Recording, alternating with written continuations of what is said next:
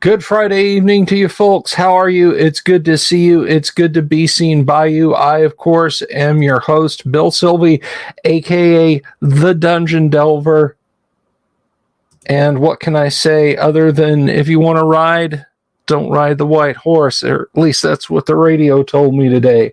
Anyway, how the heck are you folks doing this Friday evening? And boy, didn't we have a great show last night? Let me tell you what, folks, if you missed last night's show, I heartily recommend you put it on in the background while you're doing some laundry, maybe stuff your sound deadening earbuds in while you're doing a little bit of laundry. Or yard work rather tomorrow, or washing the car, or driving around, or whatever, or just plunk your butt in front of the computer and watch and listen, because we had Paul Stormberg on and it was a lot of fun. It was a lot of fun. Paul is a walking encyclopedia of all things Dungeons and Dragons. But the best part were all the updates on what's going on with memorializing Gary and getting the latest news. That was a blast. So we're going to have Paul again on soon. And since you guys asked for it, and we're not going to do it tonight, but it's coming at some point. We're gonna look at the Rob Kuntz El Raja Key archive here. We're gonna take a look at that on the show. Since you guys wanted to see that, we're gonna dive right down into that one of these days. You guys keep asking for stuff, and it keeps backing up on top of the stuff that we are doing. But no, last night was a great show. I haven't had a guest show that lasted that long in a long time, and it was an absolute treat having Paul here to share his knowledge. So we'll have him back. Tonight, we're going to continue looking at the Dark Tower PDF. That's coming in just a few minutes. And of course, you know, at 9 o'clock, we're going to be playing a little bit of Gamma World for a couple hours for your amusement, entertainment, and enjoyment. Now, someone had reached out to me on Twitter, and I apologize. I should have checked this before I came over here and fired up the show. Someone had asked about getting into one of the live stream games. If you're interested in doing something like that, I need you to reach out to me. You can PM me on the Discord, and we'll discuss that. But anyway, we are at 4550 on the subscribers list. Lightmane thinks we're going to make it to 5,000. And why is that significant? Well, I'll tell you if you haven't been paying attention. If by the end of the Great Underground Online Gaming Convention, if by then the channel has gained and maintained, by the way,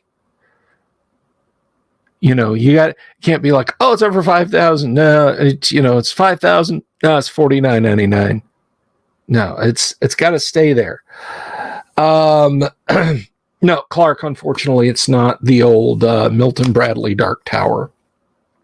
They make a sequel / reproduction to it, but the thing's like $400, and I just can't justify it. I don't have that kind of scratch. That's that's major car repairs for me. Unless somebody knows someone at Milton Bradley that wants to donate one of the show to,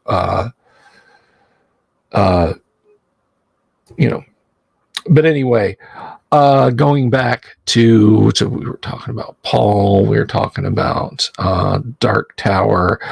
But no, we are talking about the Judges Guild module, Dark Tower, and 4,000 plus subs on the channel. If we reach 5,000 subs, and again, it's got to stay there, right? Like it can't, like, oh, you hit 5,000 on Tuesday and then you lost like 75 subs. No, that doesn't count. But if we reach 5,000 subscribers before the end of the great underground online gaming convention, our little virtual con, I will have a raffle. There will be 2 drawings.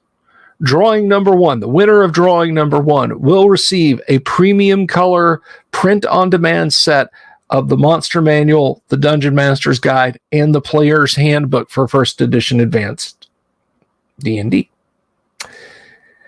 The second drawing, the winner of that one, will receive a bespoke bound copy of original Dungeons & Dragons. That's Monsters and Treasure, Men and Magic, The Underworld and Wilderness Adventures, Supplement 1 Greyhawk, Supplement 2 Blackmoor, Supplement 3 Eldritch Wizardry, and Supplement 4 Gods, Demigods, and Heroes, all bound into a single volume. If I can get them bound into a single volume and not have to get them bound into a couple of volumes. But that is only if we hit 5,000 subs by the end of the Great Underground Online Gaming Convention, which will have some prizes in it too, I might add. We have Doomsword Deathmaster is running an AD&D tournament. That's right, a tournament. Old style AD&D, hardcore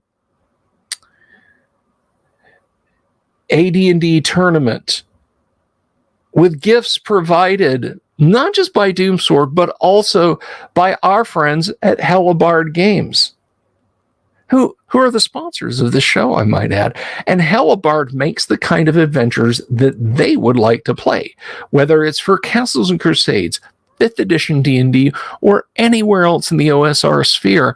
Old school is in play at the table with Hellebarde Adventures. You can find them on Drive-Thru RPG or on their website, hellebardegames.com. And guess what? They've got a sale going on right now. That's right. On all of their in-print 5th edition modules. That's a swamp full of mystery, dangerous lizard men, or a desert caravan dotted with adventuring locales. You buy these modules on their website, you use the code 5EOOP at checkout, and guess what? You get 50% off. Who are you to say no to it? And guess what? They convert back to old school D&D just like that. So check them out. Check them out. Because again, they're sponsoring some prizes at the Guac. Now, you might be sitting there wondering, what is this guac he keeps mentioning? Well, I'm a-fixin' to tell you. Back last spring, when I reached 1,000 subscribers,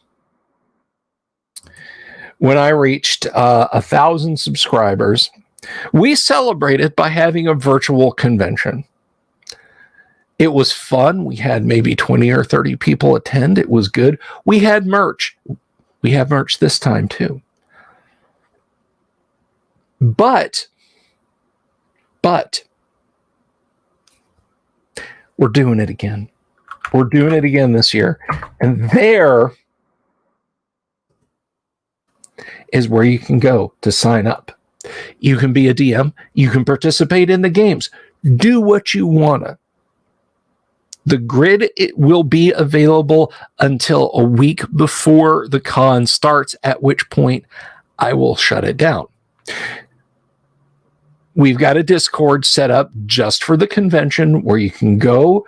I will have a series of rooms, audio channels. Now, look, if you don't want to do the audio thing, if you're like, I just want to be on via text, let me know. As long as all your players are in agreement to that, just let me know and I'll set it up for you, okay? But go to Warhorn, sign up, and get your badge, so to speak. The warhorn.net, yes, that is just for the convention. That is just for the convention. I mean, we have a regular Discord for the show, but this just refers to the convention. And if you have any technical issues or what have you, just keep me apprised and let me know.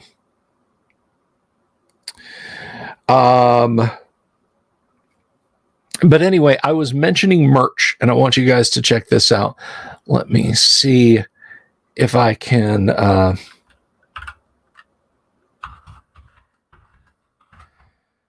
have to pull up the Discord actually and go there and get the info on the merch. I should put that on the Warhorn page. I can't believe that I didn't think of doing that. I'm going to put it up there.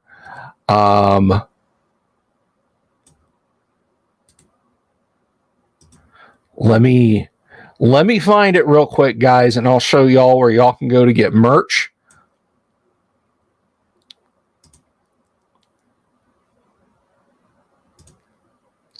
This is Dungeon Minister's merch page, but he has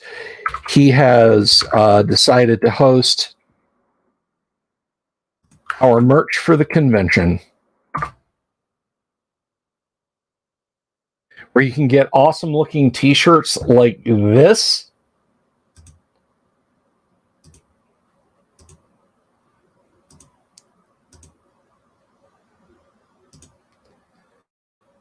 Bask in its gloriousness, my friends. Look at that. Beware the guacatrice. Is it not wonderful? It is wonderful. And then what else do we have?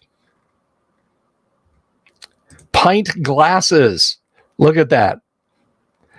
Knights of the Invisible Horse, and you get that you get that awesome looking D20 on the back there. You want it. You know you want it. Admit you want it. So yeah, get your merch. Get your merch for the con. Sign up for the con. And you might be wondering, Bill, how much is this con? It's free. It's free. Now, when or if this channel ever reaches 10,000 subscribers, we're going to celebrate that with an in real life con. It'll still be called the Great Underground Overland Gaming Convention, right? That one won't be free because, guys, I'll have to pay for a venue and everything else. The merch is not free. You got to buy the merch. But let me share the link to the merch real quick here.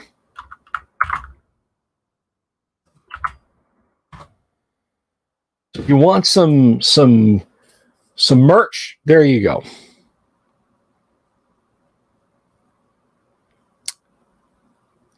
I don't think I would hold it in Miami. That's too far from my house. I'm way north of Miami.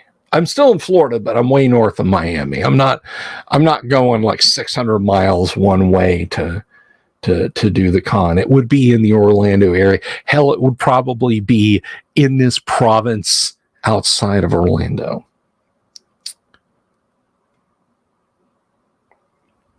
Crap phone learned a long time ago you can't afford free. I feel you. I feel you, man. I definitely do. But anyway, yeah, Kabuki, Florida is a big state. People don't realize that, like, if you start up just south of Georgia and started driving along the coast of Florida, first of all the way at the southern tip of Florida, you can't drive across. You'd have to cut across at the Everglades. But let's say hypothetically there was a road that would take you all the way around South Florida and then up the southwest coast, which is mangroves and swamps, till you get to like Celebration, I think, or someplace like that. But anyway, it's damn near as long as the eastern seaboard. We got more coastline than California here.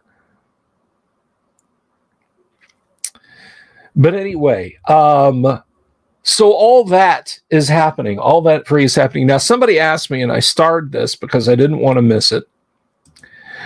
This was from Damien, said, what are the chances of me and Heidi Gygax doing the occasional Lore of Earth streams, similar to how Ed Greenwood talks about the Forgotten Realms? Look, I'll sit here and talk Greyhawk until my lower jaw drops off, okay? I honestly don't. I would not put Heidi on the spot and say, hey, I've decided we're going to do this. I will absolutely have Heidi and Eric back on the show as guests. Let me just state that unequivocally. I really like them. They are very nice people. I will have them on the show. I don't know how much into that Heidi would feel comfortable getting, you know? I mean, there might be some inside baseball stuff she knows, but she's keeping it very close to her chest for maybe possible future publication. But also, remember, you know, Greyhawk does belong to the enemy. It is in the hands of the enemy.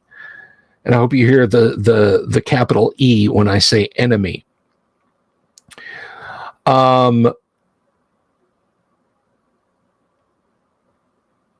But there's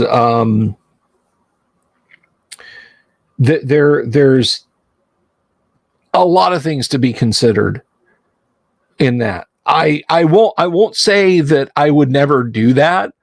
But I wouldn't want to suggest something that might make Heidi feel uncomfortable or put upon.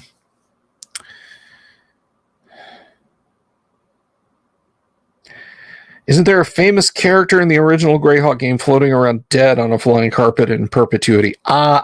Possibly. See that if you'd been here last night, you could have asked Paul, and Paul would have known. He could have told you who it was, how they died, why they were still flying, who the player was, where the player lived, who the player's kids were. That's, when we have Paul on, we get those kind of answers.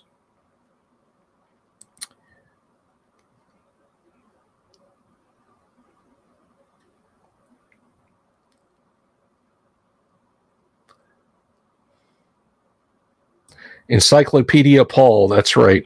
Encyclopedia Stormbergica.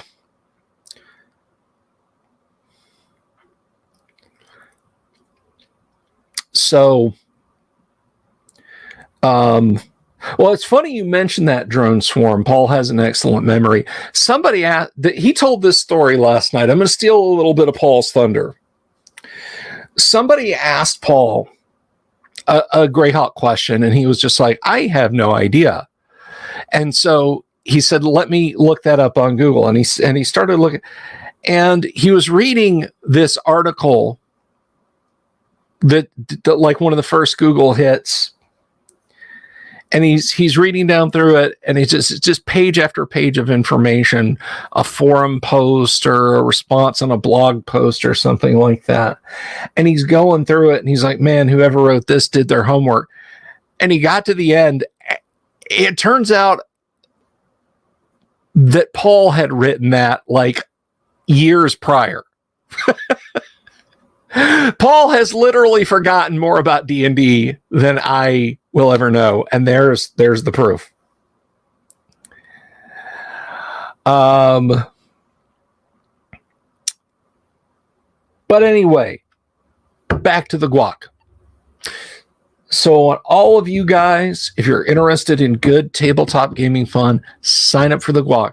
Your travel costs are $0. Your hotel costs are $0. Your entry fee into the con, $0. Go to Warhorn, sign up. Now, one thing I'll tell you also, if you are if you are going to run a game, you want to run a game, which there's plenty of room. Like I have 9 channels in the Discord. I can add more. All right. And I can add more at the time slot that you want to run. You're like, oh, well, I want to do it Saturday afternoon, but all 9 rooms are filled up. I can add a 10th, an 11th, a 12th, a 13th, whatever. It is a feature and not a bug of Warhorn that I must manually create you as a game master. You'll sign up and then you'll let me know on the Discord via PM on Discord, message me here, email me, don't call me. If you know me on Twitter, if you know me on Facebook, you could potentially even put your request in the YouTube comment. I try and keep up with that. You guys keep those comments flying, and it's very hard to keep up with. But however you get the word to me, I will turn the switch that makes you into a game master.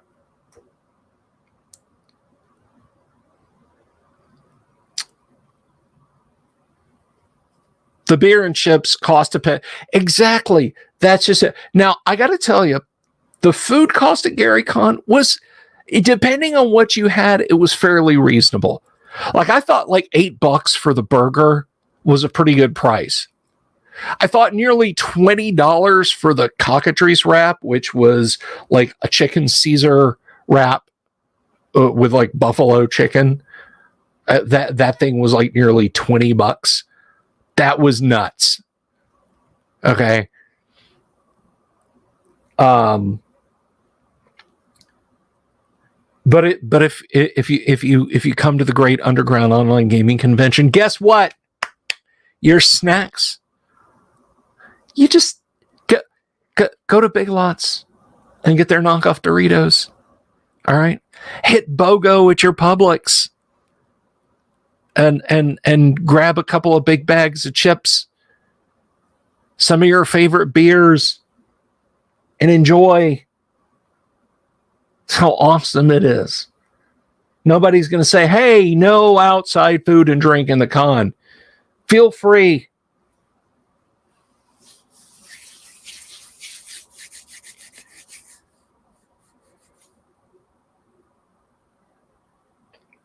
You guys are mentioning Errol Otis. If you're new to the show, but not new to Classic D&D, because if you're new to the show and you're new to Classic D&D, then this name might not mean anything to you. But, guys, on May 18th, that's not that far away, by the way. If you think, well, that's a long time off, why is he telling us about this now? It's not. On May 18th at 7 o'clock, on this very live stream, we are going to have Errol Otis himself. That's right. We're going to interview the man. The cover of Deities and Demigods. The weird alienness of the Drow. The horrible, creepy Cthulhian entities of that mythos section in Deities and Demigods. The cover of Basic and Expert Dungeons and Dragons. Errol Otis will be here. That's right. That's right. You heard me. Errol will be here. You don't want to miss that. Look, confidentially, guys, I've been trying to get Errol on this show literally since I started chatting on Facebook and had like 2 people watching me at a time. I reached out to Errol like that summer, and he had just done a live stream interview. And then when I asked him after GaryCon, and he was like, well, link me to your show. Let me have a look at it, and I'll let you know. And I was like, so I did the smart thing, and I linked some fairly recent interviews with some other TSR alumni, so he wouldn't think I'm a total palooka. The point is, kids, you better be on your best behavior when company's over. Do you hear me? I want this place spotless. But Errol will be here, and we're going to ask him all the questions. You won't want to miss that show. It's going to be one of the landmark episodes. The 12-hour live stream I did, the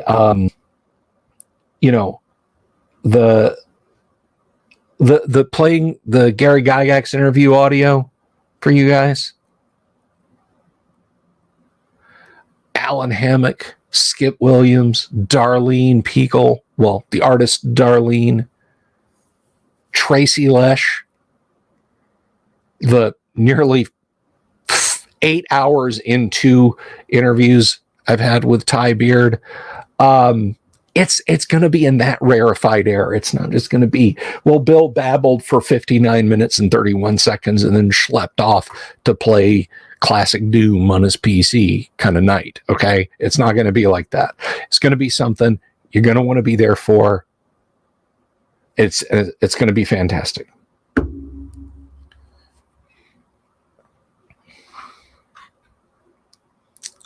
So anyway, you'll want to be here for Errol on May the 18th at 7 p.m. Not 8 o'clock, 7 Eastern.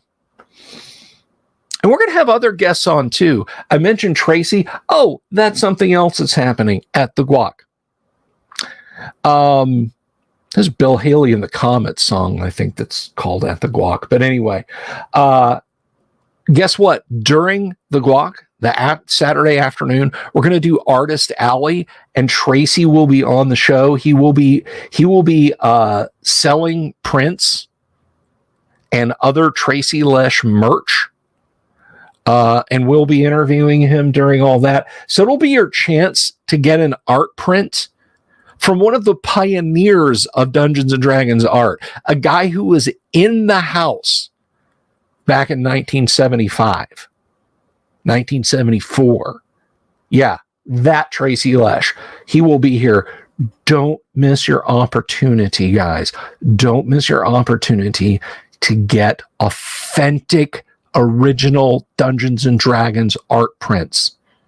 Okay, the Mind Flayer, the Roper, Boot Hill. Like Paul was talking about Boot Hill. Yeah, well, Tracy illustrated the first edition of Boot Hill with his dad, I might add. Death Angel, you were 1 in 74. I was 4. Oh, to be 1. Oh, you kids.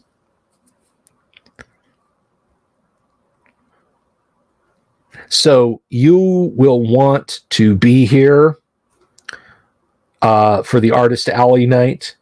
And that's not... That will be here on the YouTube channel. All right, you won't have to go to the Discord, but I will link it only in the convention Discord. You'll have to come find us. You will have to be signed up for the Guac to come and find us, unless you're subscribed to the YouTube channel. Then you'll get notifications, and then you'll come. And by the way, if you're just driving by, if YouTube's like, if you're just like, live stream, who's this fat idiot? And you like my fat idiocy, please click the subscribe button and click the bell icon for notifications. It is super helpful. We want the subscriptions to go up around these parts. So please do that. Please do that.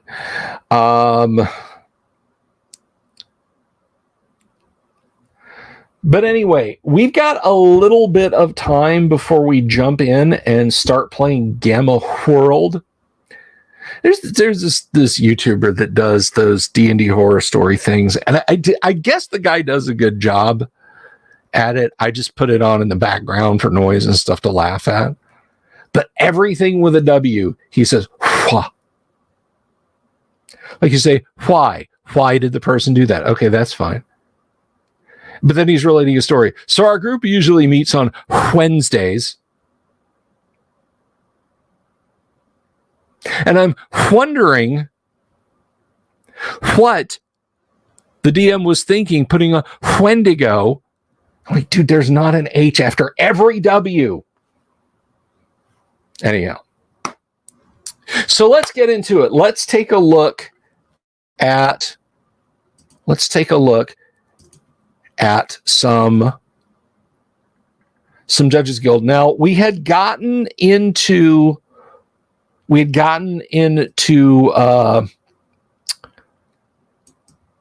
Tower of Mitra, if you remember, which, of course, I mean, the whole thing, like, Mitra's fist is not there. There's no good people there. They're all servants of Sit. They are all the gleam in the eye of Sit.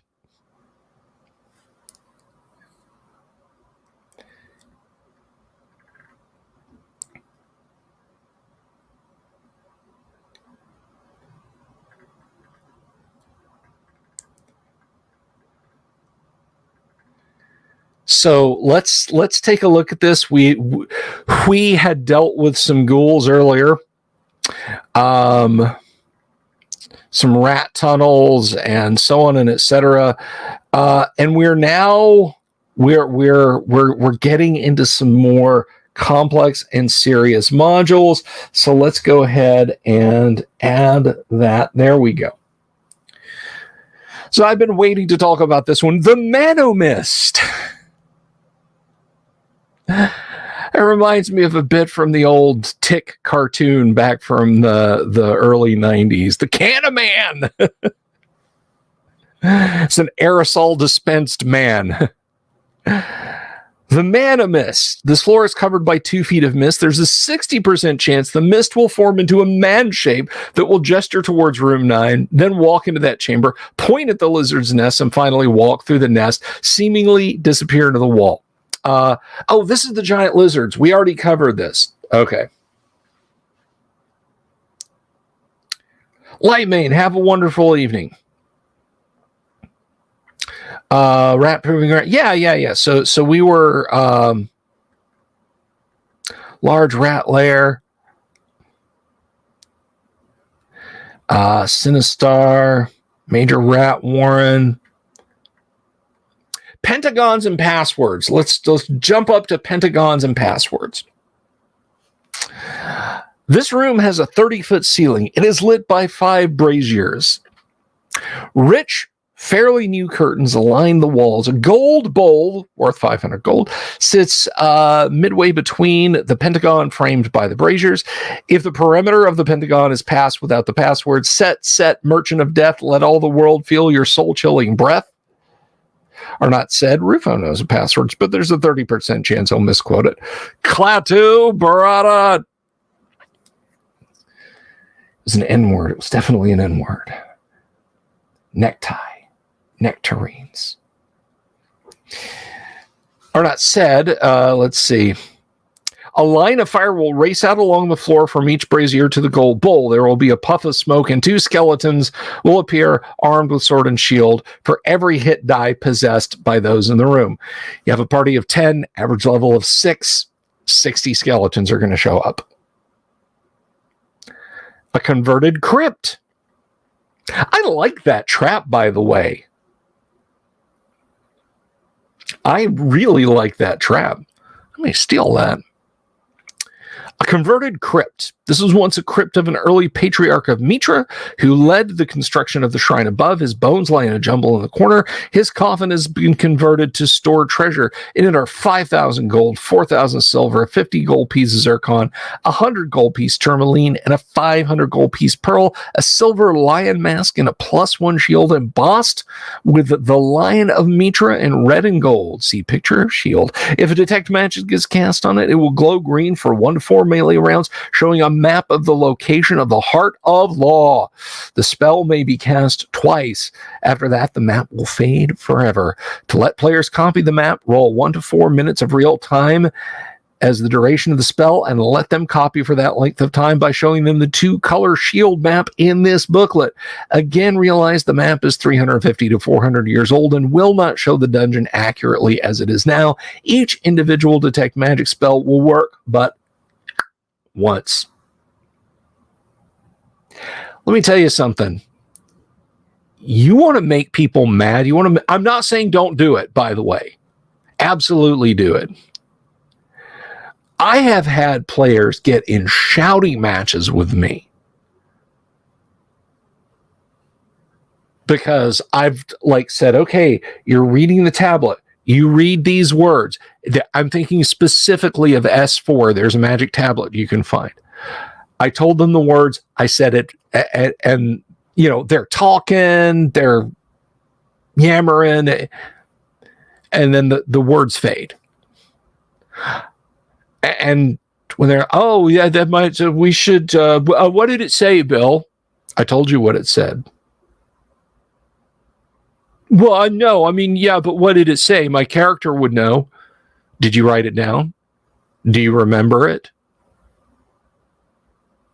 It's made people very irritated. Pay attention, players, please. But anyway, so you have that going on here in the converted crypt. The basement over the Overlord's Inn. 2 large wine casks, boxes of food, and a side of beef hang from the ceiling. Locked southern door leads to the temple below. There are 3 giant rat traps, exactly like those in room 18. Traps spring on a d6 roll of 1 to 4, do 1 to 8 points of damage, and are baited with 5 gold pieces. Nice.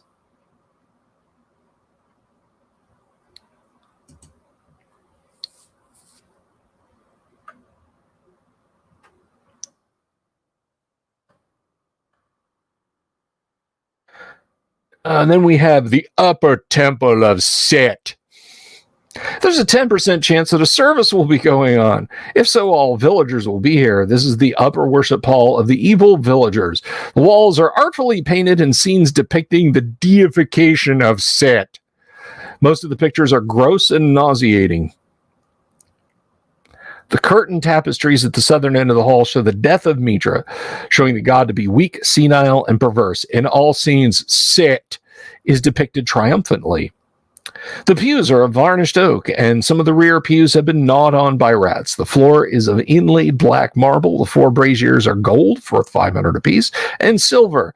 The statue of Set is solid serpentine with 1,000 malachite scales set into the stone, each scale 25 gold pieces. 25,000 gold here, boys and girls. Topaz eyes worth 5,000 gold pieces. Seem to glow. Statue is unheroically proportioned to male. 8 feet tall with a jackal's head, scaly body, and Egyptian-style clothing. See cover. Well, yes, Egyptian-style clothing does cover you. Thank you, module. We know what clothes do. We gotta scroll down slowly. Any attempt to pry loose gems from the stone statue will result in it becoming animated. 8 hit dice, 40 hit points, attack once every 2 rounds for 3 to 24 points of damage. Any humanoid death in the room has a 2% cumulative chance of summoning the presence of Set. If Set does appear, he will possess the dead body and polymorph it into a 7-foot-tall fighter with a jackal's head and scaly muscular body, wears no armor but armor class is 0. Set will then go about destroying every living thing in the room. Set possessed corpse. Armor class 0, hit dice equal to victim's former level. 10 times the number of hit dice as hit points. Strength is 18 double-aught. May shape change into any evil creature of equivalent hit dice. Summon one minion of Sit per round for every 3. There's a lot of mechanics here is what I'm saying, guys. If the host corpse is destroyed, there's a 20% chance that Sit will possess another corpse. Chance increases 10% each time a new creature possessed up to 90%. Failing to do so, Sit will disappear along with his minions. Come on. Entryway to the crypts. A mirror with a death's head design hangs directly opposite the north entrance. If the skeleton guarding either passageway is not shown, either a vacarous ring or a wax seal containing its impression, the skeletons will attack. If not dealt 8 hit points of damage on the first blow, the skeleton will split instantly into 2 skeletons, each having the same properties as the first. This will continue until each creature has been felled by a blow of 8 hit points, or the mirror on the south wall has been shattered, whereupon the creatures turn to dust. If left intact, the mirror can be used as a crystal ball of clairvoyance. Remember that sharp weapons do only half damage to skeletons. It does make one wonder if just turn undead, because I mean, even a mid-level party is just going to be like, nope. PASU dominate, and they're gonna split. Not like they're described splitting here.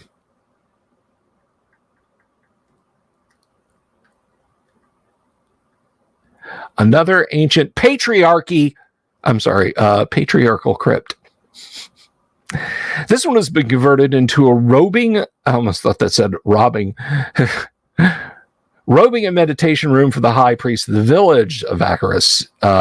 In this case, one may find a Vacarus ceremonial robes, a green scaled cape worth 800 gold, an Egyptian-looking headdress worth 3,000, a collar of jade, obsidian dagger, and a serpent-headed staff. These things are all locked in a stone sarcophagus that has a poisoned crossbow trap set up on it. 1 to 6 damage, 3d8 poison, and poison pin lock, 48 poison slow.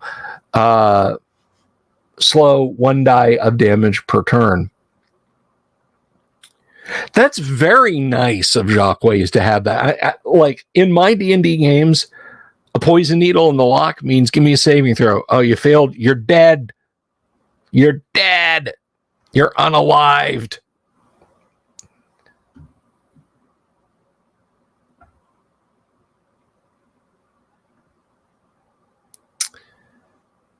These items are tended by old Varus Vorum.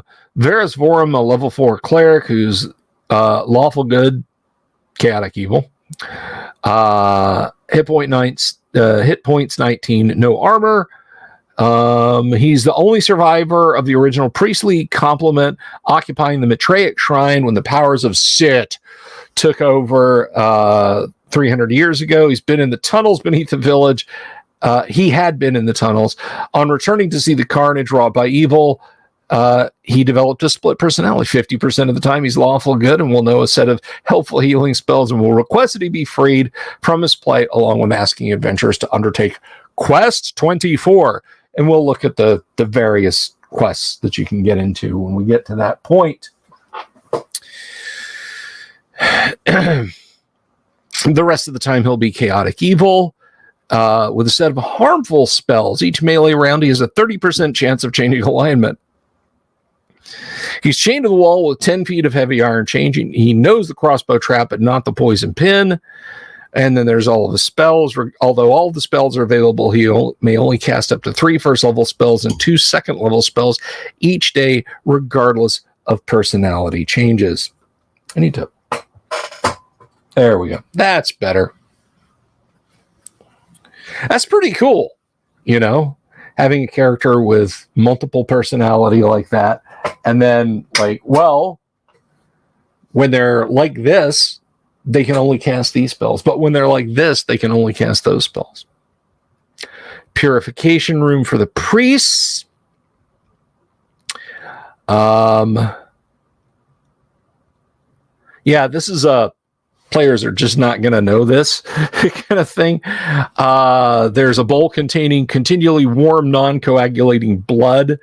A pair of large eyes are painted on the north wall. If the blood in the basin is sipped and a dab placed on both eyelids, the eyes become clairvoyant. The person may gaze in any one room so desired in the entire dungeon, not protected by protection from evil. Performing this ritual can be considered as a chaotic evil act since the blood in the basin is human. If it's drunk or sipped, the character doing so must save versus magic or polymorph into berserk poisonous snake with hit dice equal to the victim's former level, dispel magic or remove curse to remove. Who's doing that? Who's walking around in the dungeon going, hey, hold up. Clairvoyance, y'all. Chamber of the Undying Elven Swordsman. Didn't Terry Brooks write that novel? The X's mark the location of 10 statues of elven warriors. The chamber and the one beyond are unbeknownst to the forces of evil. If any try to enter room 27, the statue to the right of the entrance will become flesh and blood and block the passage. What is your reason for entering yon chamber? He will ask. He wears strange glassy lenses over his eyes that give him true seeing. If the reason given is satisfactory and the speaker is of good alignment, the elf will let him pass. If not, and he or she is evil, the elf will whistle, and the other statues will come to life. He's a 6th level, lawful good fighter, yada, yada, yada. There's all the stats. I'll fight to the death, but upon dying, revert to stone for 1 turn, regenerating hit points, and coming back to life again if any intruders are still present in the room.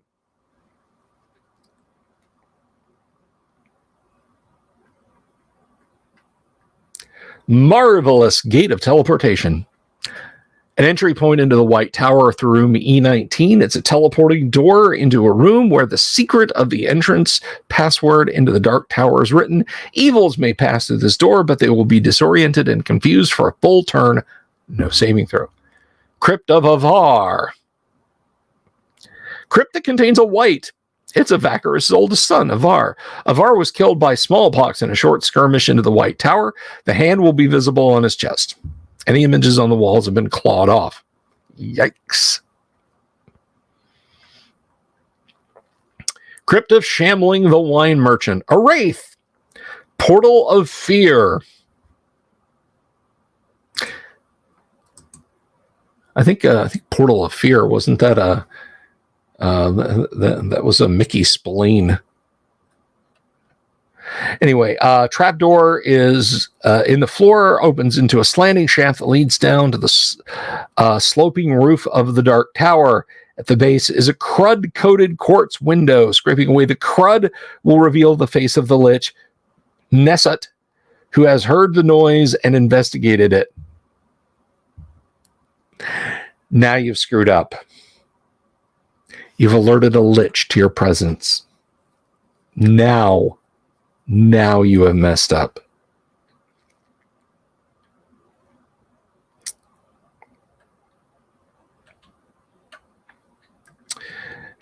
There is a teleport trap here, locked in a wooden box of 30 gold pieces, 5 hit points damage to break the box. Inside is a fragile glass vial filled with poison gas. Any damage done to the box over 5 will break the vial. Touching the chest will teleport the contents of the room to level 3, room 10.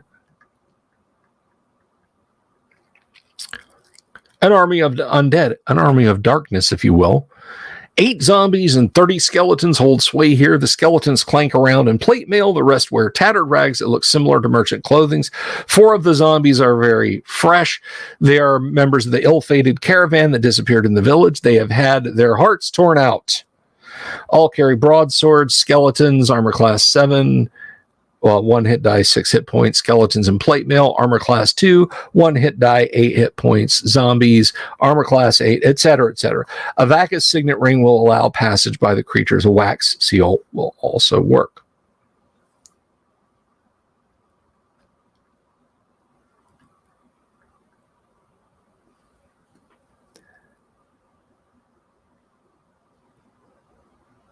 So we have a bronze dragon here that has been turned into a puppy.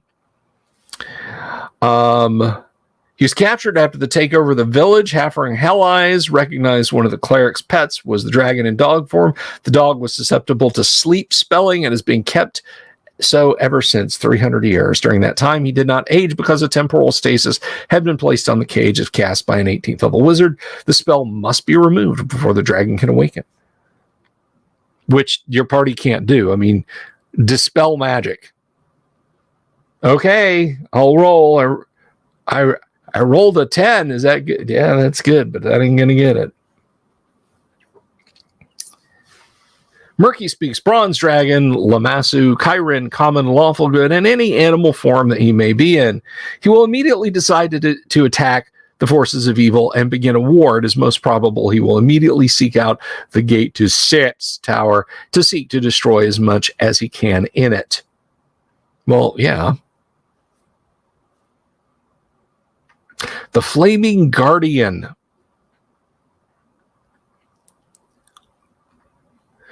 The passage to this room is hidden by an illusory wall. A wall of fog will block vision in room 34.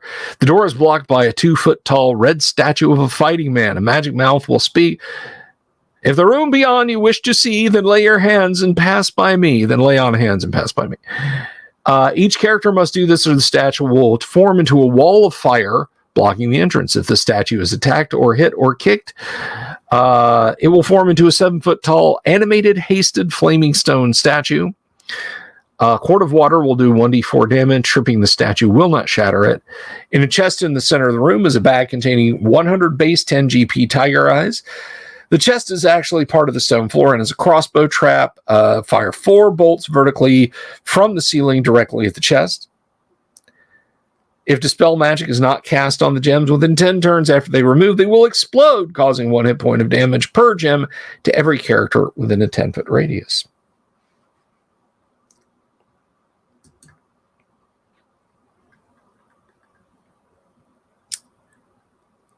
And we'll go to the end of this page, and then we'll get ready for Gamble Roll, which we're playing tonight. A second Guardian. The entrance to this room is similar to the entrance to room 34. A wall of fog blocks vision, and a gray 2-foot-tall stone statue of an athletic man blocks. If the room beyond you wish to see, then lay on hands and pass by me, and you have to do it. And any attempts to get past him turns him into a blue stone statue. He'll attack, etc., etc. The room itself is constructed of blue-gray stone. In the center is an iron-bound wooden chest containing 150 gold piece bloodstones. If they're taken without casting Dispel Magic, they'll act as a slow spell to all friendly creatures and creatures within a 40-foot radius of the character bearing the gems. No saving throw. Characters so affected will notice that their enemies seem to be moving much faster than they are. Diamond Ladies and Golden Bones.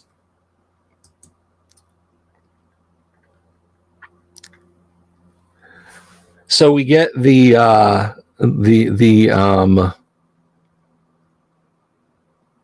gem-like statue here, which is solid diamond, more 3 million gold pieces, if broken, of a well-formed woman. If the room beyond you wish to see, then lay your hands and pass by me. Then lay on hands and pass by me. Only lawful good characters may enter. Any others will be blocked by a wall of force, duration 24 turns, that will prevent spells and physical things from going through, including breath weapons. If an attempt is made to attack or steal the statue, it will form a 7-foot-tall statue of solid diamond. Armor class 0, 11 hit dice, 60 hit points. Doubly hasted, so it attacks twice per round for 4 to 24. If destroyed, it will turn into a wall of force for 24 turns. After this, it becomes broken glass. Entry through the trap door in the ceiling will cause the statue to attack. In the center of the room is a golden chest, upon which sits a golden skeleton who will cast Hold Person upon each adventure and a Gaius. The Gaius will cause each character to answer truthfully the following questions. What is your true name and identity? What is your alignment? What is the reason for your being here? I'll leave it to you guys to do all the Monty Python Bridge of Eternal Peril jokes out there in the audience, in the chat. Each character must answer out loud and truthfully each question, or take 2 to 8 points of damage per lie. Any attacks upon the skeleton will cause it to become ethereal, but the questions will continue. After all questions are asked and answered, the skeleton will crumple into a pile of golden bones worth 4,800, weight equal to 2,000 gold pieces. In the chest are 50 100 gold piece aquamarines and a lion-headed +1 mace. Mace is associated with the Lion of Mitra, Helson the Bold. Mace will raise a cleric's undead turning power by 3 levels. The 5-foot square closest to the northwest corner of the room is disguised by permanent illusion. It is a vertical shaft going up to the fortress tower in the village. The top is mortared shut and will take 60 hit points of damage, armor class 6, to break through.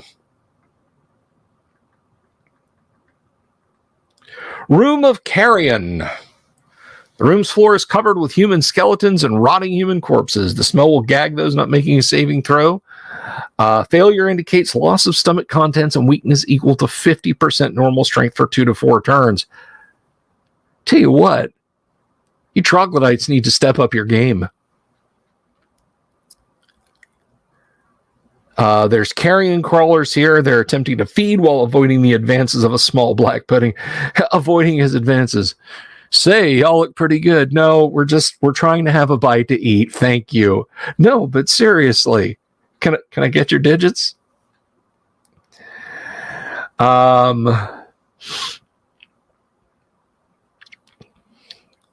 Anyway, there's 1,600 copper scattered around the room. The passage to room 39 has a permanent illusion over it to look like the rest of the wall. However, it's actually been boarded up, although the lower edges of the boarding have been eaten away a bit by the pudding. The drapes have been pudding damaged. That's bad pudding right there. And the last one on this page for the evening, alcove of the 3 images. 3 much desecrated statues of Mitra are in here. In each statue, he is depicted with a ring, amulet, and belt of Mitra. The east-facing statue bears a stone copy of the mace from room 36. Any character of non-evil alignment standing between the north and south-facing statues for more than a few seconds will be healed of 4 to 14 points of damage, along with the cured disease. Works only once per day per character. At the feet of the north-facing statue is a box containing a scroll that lists the names and locations of the glyphs of warding in room 39. It is in the form of a map showing the glyphs in their position. In the center of the map, it says, Omphalos map is in common. So, quite the interesting trip into Dark Tower thus far. And we are exactly at the midpoint, page 35, you might notice there. So Monday, when we return, we'll jump right back into it and see how much further we get. And we'll check out those individual quests some. Good thing you can just peel the flesh off the bones. Let's see. Drone Swarm studied physical anthropology. Did you know semiotics is physical anthropology? I sure did not. I did not know that. Trying to see what I did with my reading glasses, but I think I have misplaced them, which is unfortunate. I'll just have to make it work somehow.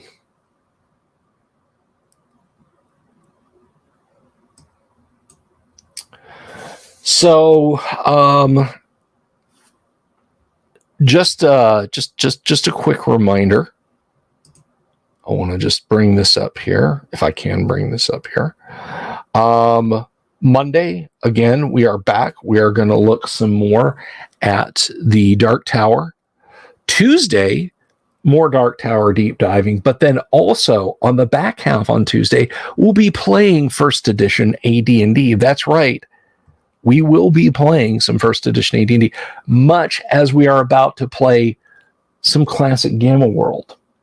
So I hope you guys will be up for that. And then Wednesday, Kyle's back. We'll hold forth on whatever Kyle wants to do. He's in the driver's seat on Wednesday. Thursday, if we have not finished up Dark Tower by Thursday, I kind of feel like Thursday we'll knock it out because we do not have a guest this coming Thursday. And then, of course, we'll get to Friday and the whole thing will start over.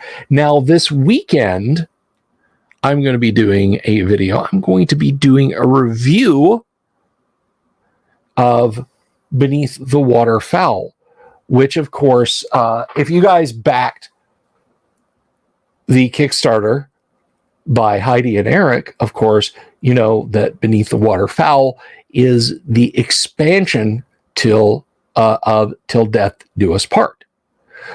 I have received my copy. I know a lot of you guys have received your copy, but I think there's some of you folks out there who might not have gotten your copy yet.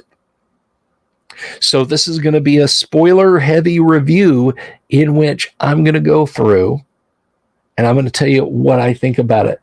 A little bit of a spoiler alert. It's good and crunchy and combat heavy, and I'm looking forward to running it from a DM standpoint.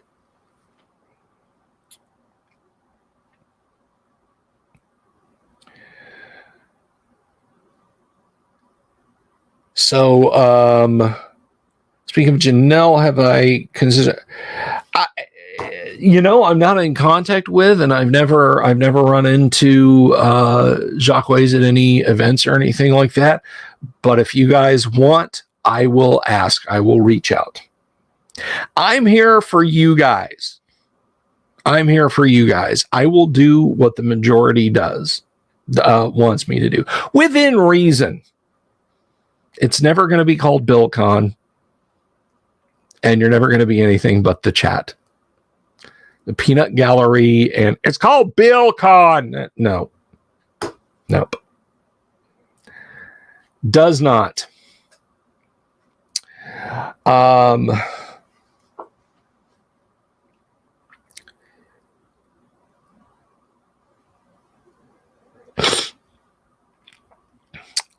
But anyway, what else was I going to say? I don't know. It must not have been important. We've got a couple of people sitting in the back room. We're currently waiting on a couple of more people. We might have an absence tonight. It might just be 3 players. So I want to reiterate something that I had said earlier to you guys, though, in the chat, because, again, someone on social media had contacted me about, hey, could I get into your live stream games? Normally I would just shoot you an email and find out about your schedule and that sort of thing. But given that it is the live stream, just a little bit more back and forth, a little bit more interaction. So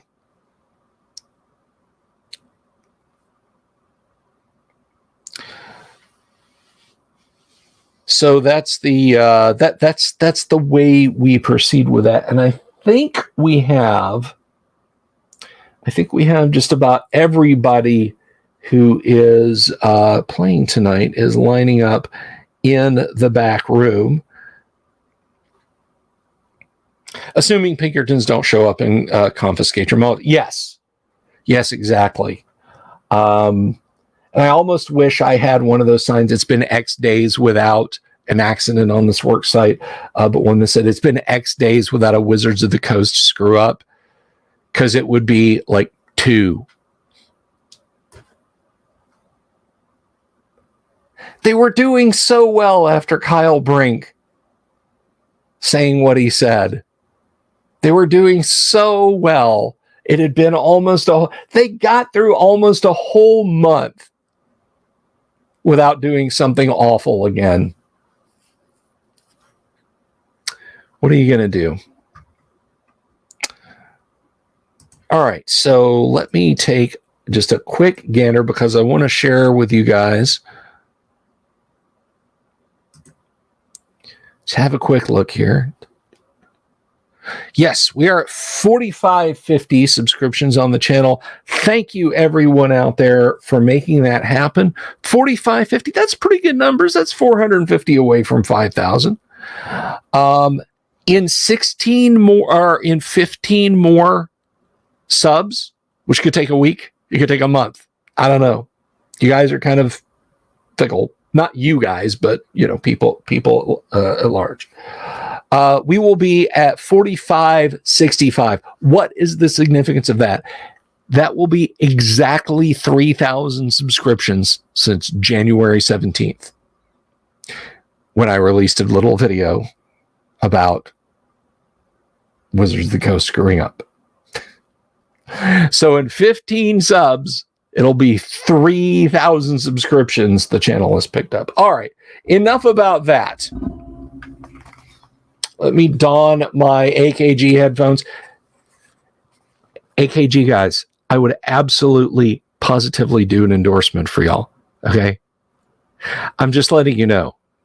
I love my AKG headphones. And let us welcome the man himself, Rex Dashington, played by Good evening. That winged Medicadoom herself, 4077, played by Kennick One. Hey, peeps. And of course, the man with no name, except he has two names. And that is, of course, Numbers Rab, played by Doomsword Deathmaster. Howdy. And we are unfortunately going to be one person short this evening. Kevin is working away on work-related stuff, so hopefully he'll be able to join us next week. So, when last we left our intrepid adventurers, you were nosing around the ruins of the Lanta spaceport, and you had fought a horrible cyborg on giant spider legs in a warehouse, and you had been searching for power units and so on and etc. here. You've destroyed it. You found the power units you were looking for. What do you wish to do next? So I do know that we had dealt with a computer terminal and figured out that there were some hydrogen cells in a box, right? The computer terminal indicated the place in this dome-shaped warehouse where it thought the hydrogen cells were. This place is a disaster. Sure. Am I still flying? Are you still flying? You tell me. Okay, I'm still flying, so I'm going to fly over and kind of try to remember the visualization of the map that Do-Re-Mi pulled up. Okay. That showed where the row and the aisle and all that kind of thing, where the cells were supposed to be located. Mm-hmm. So I'll try to fly over there and like use hand signals to try to guide them. There's no rows and there's no aisles. There's heaps of stuff have kind of been pushed. You think maybe this cyborg was kind of trying to keep things somewhat organized, but constantly fending off other scavengers. There seem to be like rows of like piles of type of thing that there might be a space between them.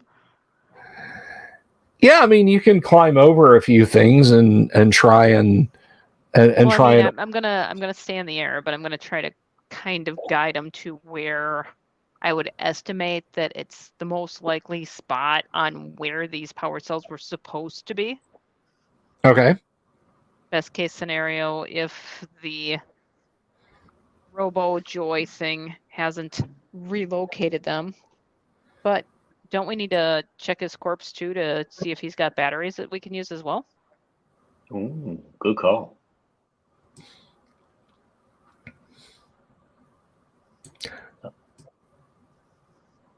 Okay, so digging around the let me see here.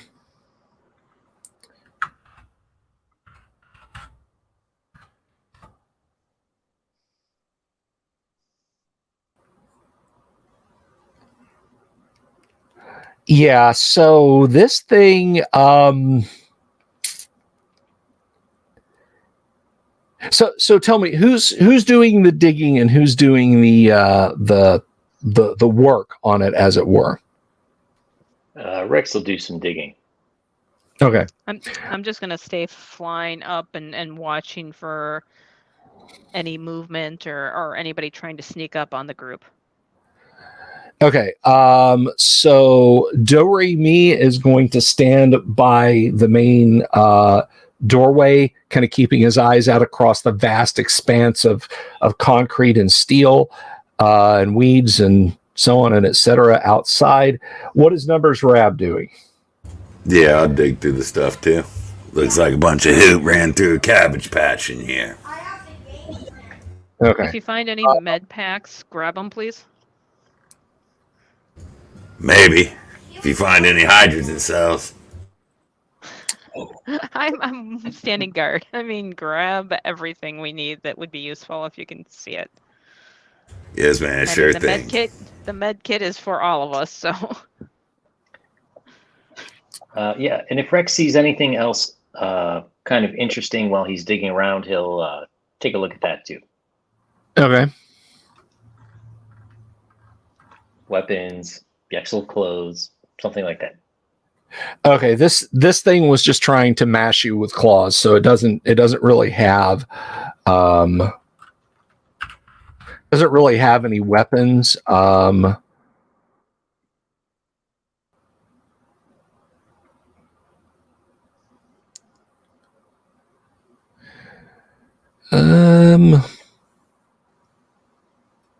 Just checking this here.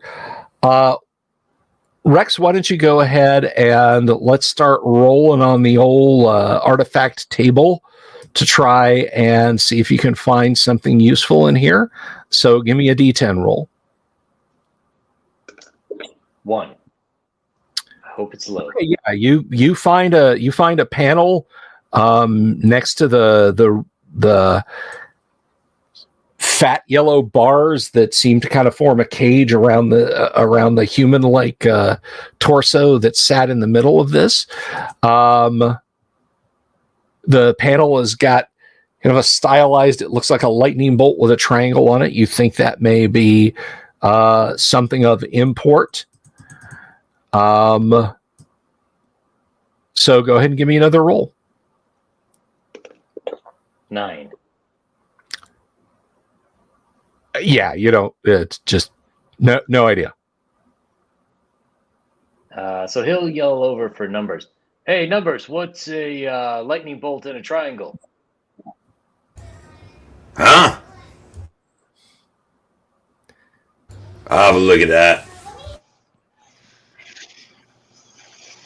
Do I hear that? Yeah, I mean, they're echoing around the room. So I look at Do-Re-Mi. Does that mean anything to you? He's like, I'm just keeping my eyes out. We don't. There's no other way out of here than this door, and frankly, I don't want us to get trapped in here. So let's see. You rolled a 1, and then you rolled a 9. Yeah, you're not sure what you're looking at. So Numbers, you go over there to check it out. Sure do.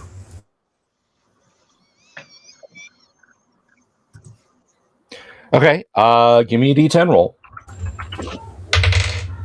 9. Let's see. Yeah, no clue. Yeah, I'm gonna unfortunately, fly I down don't. quick just to look at I it. don't think it's important. If I don't know it, it must not be.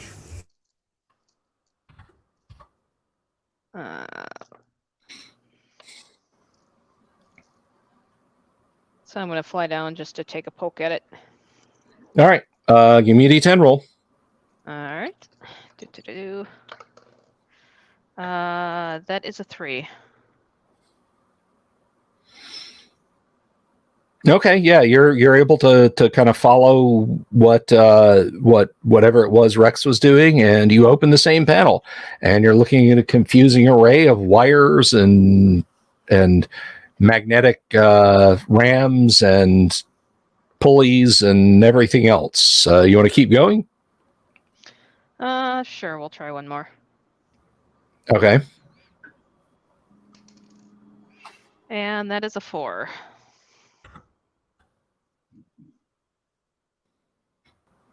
All right, you're able to kind of move all that junk out of the way, and you're now up to your elbows in this access panel. It seems like, yeah, oh, okay, well, I move this box out of the way and I disconnect this from that, so you have more access.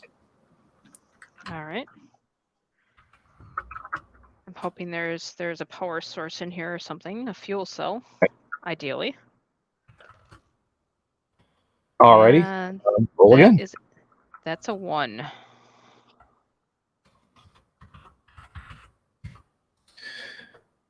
Okay, you unlatch a cup.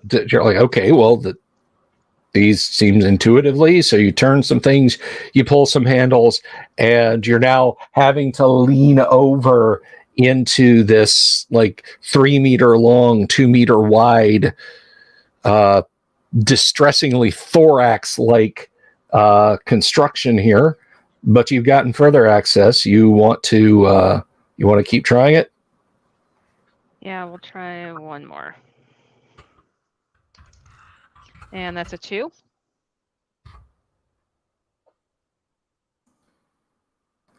Okay, so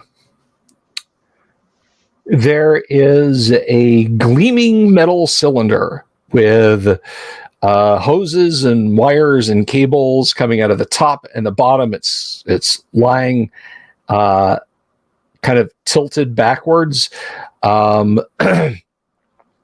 It's got a yellow circle painted on it that has 3 black triangles radiating out from a black circle in the middle. You wanna keep going or what? I call him over. Is this a fuel cell? It is larger than any fuel cell that powers Rex's armor or any of the vehicles you guys have. I bet Does if this we look could like trade the something for it. What? I bet we could trade something good for it. Does it look like the same kind of connections that your fuel cell has? Maybe it is more powerful than your fuel cell. It's possible it could be for some vehicle or some giant powered armor suit. All right. Well, considering it's plugged into the body of the cyborg, you think, maybe that too, but Okay. I'll try to disconnect it. all right, give me another D10 roll. That's a 1. Okay, well, you're able to remove that, and now you're looking at 3 spheres of a dull gleaming metal. When you remove that panel, you feel it's getting a little warmer here, and there is a cable going to each metal sphere. Okay, I'm gonna back out and say, Rex, I think this is your area. All right, sounds good. All right, I'm gonna go back flying. All right. What is 4077's new constitution, by the way? 14. It 14. actually went up. Yep. Oh, cool. Okay.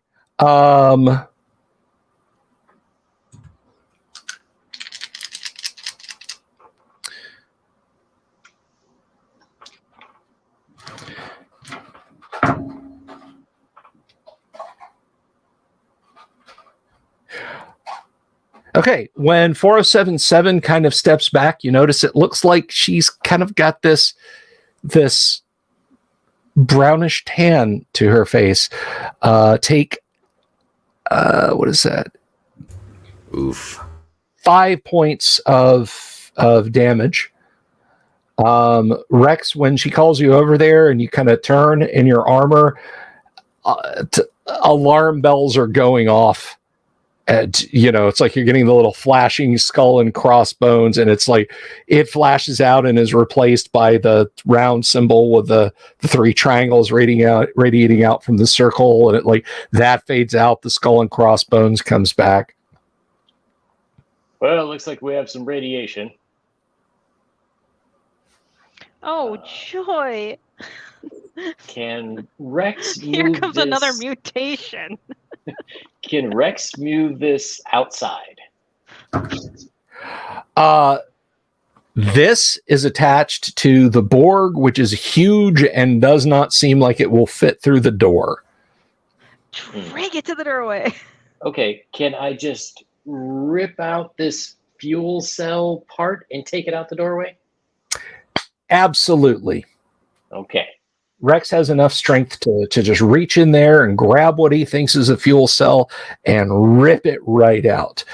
I'm Nothing flying can to go the other wrong with side this of the plan. warehouse. I love this plan. Nothing can go wrong with this plan. So let's see. That is...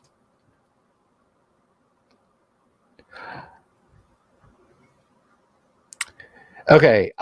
Rex, you do that. Where's Numbers Rab at, by the way?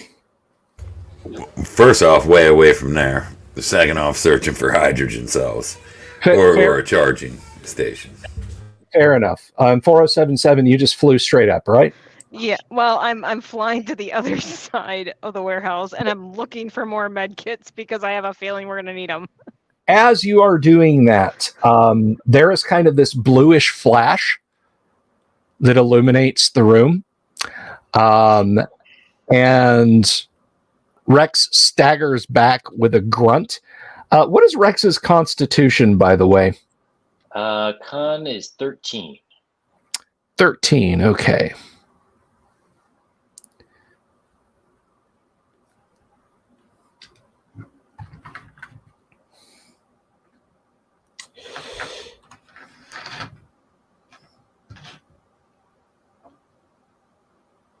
Where are my... Come on.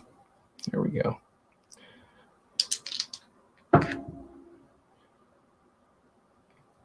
Oh, well, that's probably good. I'll have to double check that. Yeah, so Rex, you tear this out.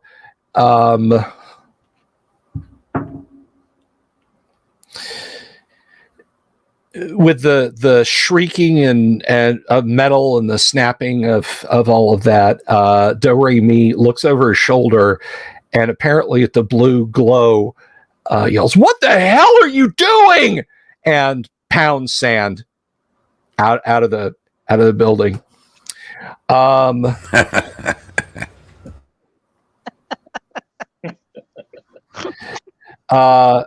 So Rex, you're staggering towards the door, holding this kind of loose framework with these 30 spheres in it. You do not feel good. Immediately, you do not feel good. It's kind of hard to hear, actually, but you're sure if it wasn't, that those alarms in your suit would just be deafening you. Right across your heads-up display, it is saying hard radiation exposure, fatal dosage detected. If Rex is still able, he will try to chuck that as far as he can through the door or a wall or whatever to get it away. Okay. So basically your closest opening is the door because that's where you are staggering. You heave that away. It clatters out amongst the grass and the metal tarmac. And your suit's built-in sanitary systems are having a really hard time keeping up with the amount of vomit that you are currently heaving into it. I knew those herbs and spices would come back on me.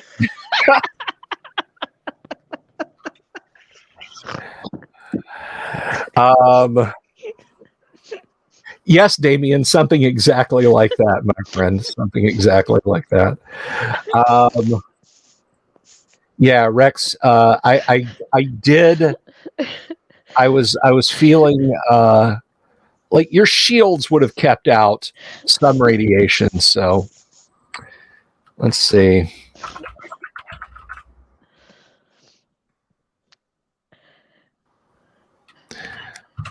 So let's see exactly what. I Yeah, think we're going to be using the things. chamber again awful quick. I have to get to the. Let's see here.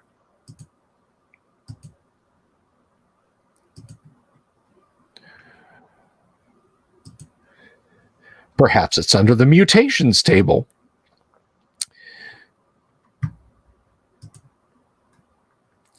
Well, here's the good news. You're not dead. Woohoo! Nice. Yeah, your shields kind of protected you from some of that. However, there will be a fiddler to pay.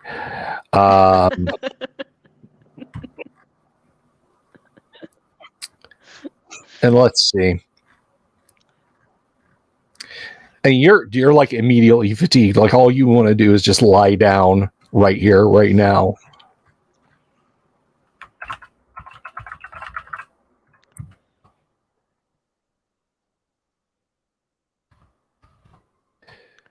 All right, so what do you guys do? Rex has obviously been affected somehow.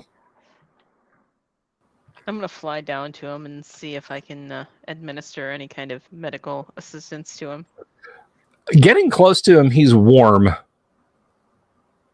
Like you're enjoying the. Actually, that feels kind of better because the longer you were spending in the warehouse, even with the little bit of sunlight coming through the cracks and whatnot in the dome, you were actually kind of starting to feel uncomfortable in there. And it wasn't the radiation, it was even before then.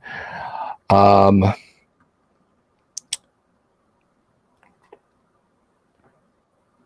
right, let's see. In between vomiting, Rex will say to 4077, "I'm good. I just need to walk it off." All right. I hand him a water container. Say this might help, and a cloth.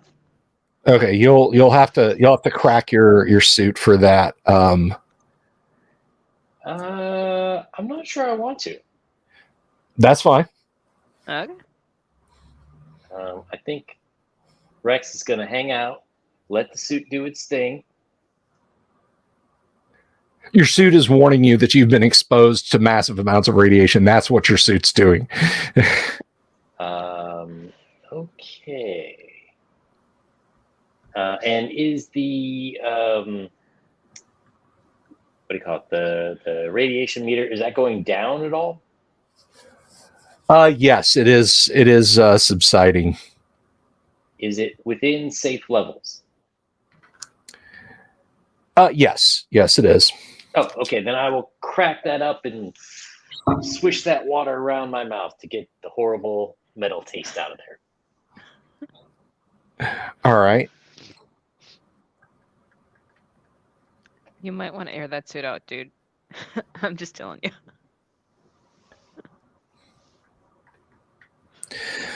Okay. Yeah, Rex looks not good. But Rex, you notice that 4077 also doesn't look good. She's got an ARS tan. I'm pretty as pie. Yeah, exactly. You don't look so good, 477. Yeah. Yeah. It's been a brutal day. Do Re Mi, he kind of comes back from wherever he went and sort of looks in and says, "What did you guys do?" I removed the radiation hazard. Okay. You should be good to search around now. Great. I'll go fly back up and go back to that area that I thought had the original fuel cells that we thought.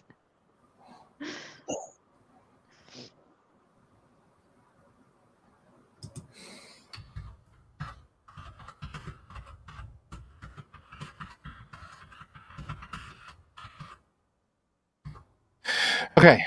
So you are flying around looking for the cells again. Being in this darkened warehouse is really kind of it don't feel good. All right. Well, I'm gonna head to the door then. Okay. I'm Yeah. gonna get back into the sun. Yeah. As soon as you start to feel some sunlight on you, you immediately start to feel better, which is weird because sun is radiation. So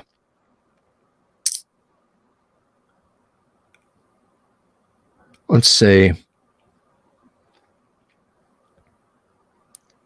Yeah, the sun is kind of my friend now. Okay. Yeah, you're already starting to feel better. What is let's see. Yang, you're just waiting for your suit's environmental systems to scrub themselves clean. What about Numbers, Doomsword? What is he doing? Is he still looking for stuff? Yes, I am. Okay. Alrighty.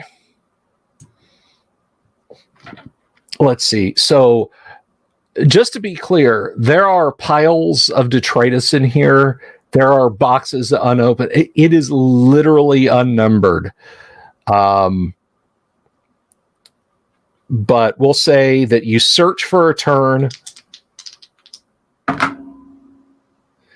and you find nothing. Just broken bits of, shredded pieces of cloth, sodden bits of wood, crushed pieces of metal. So basically, you want to search until you find something of note, right? That would be the plan, yes. Okay. Unless there's more radiation. And I say anything that's got like the red and white cross on it, let me know. I need to stay out here for a little bit. We'll see you, Trace. Take care.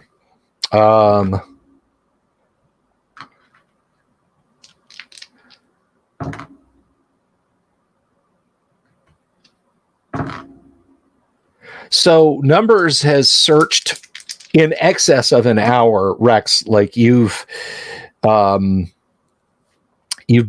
watching your chronometer as your vision has kind of come back into focus.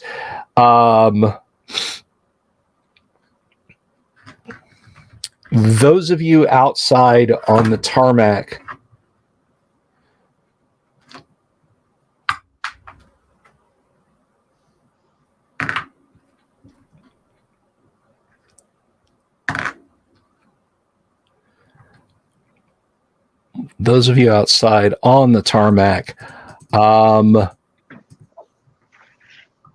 have an encounter with a cryptic alliance. Thank you, Dice. No, you.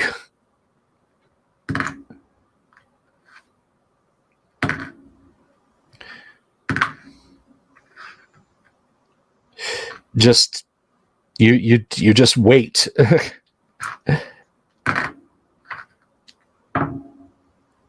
Okay, you finally find an intact container, Numbers. Something that it was like empty box, empty box, empty box, empty box. What? Oh, wait a second. That's got something in it. Well, I'll be. Is it obvious how to open this? Oh yeah, it's just got a couple of latches. You don't have to roll on the tech table. I'll throw caution to the wind and open it. Okay.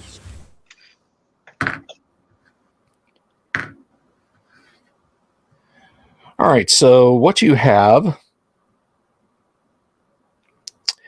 the box itself is not that large, and when you open it, you realize that it is largely some kind of gray sponge-like substance that's holding a delicately painted or decorated somehow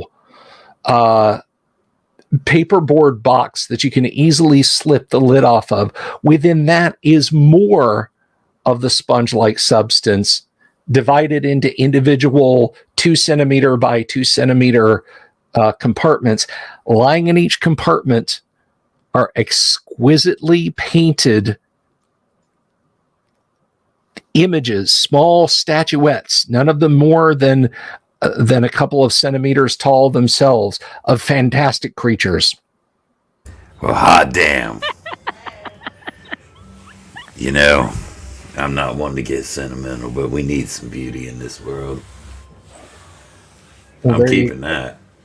All right, so you've got you've got about a dozen of those, and they're extraordinarily well painted. So Brilliant.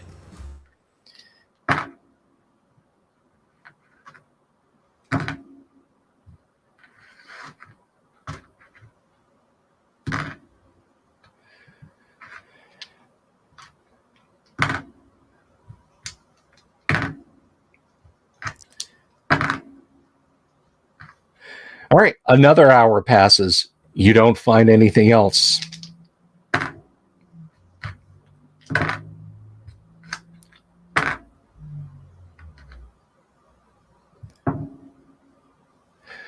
Okay.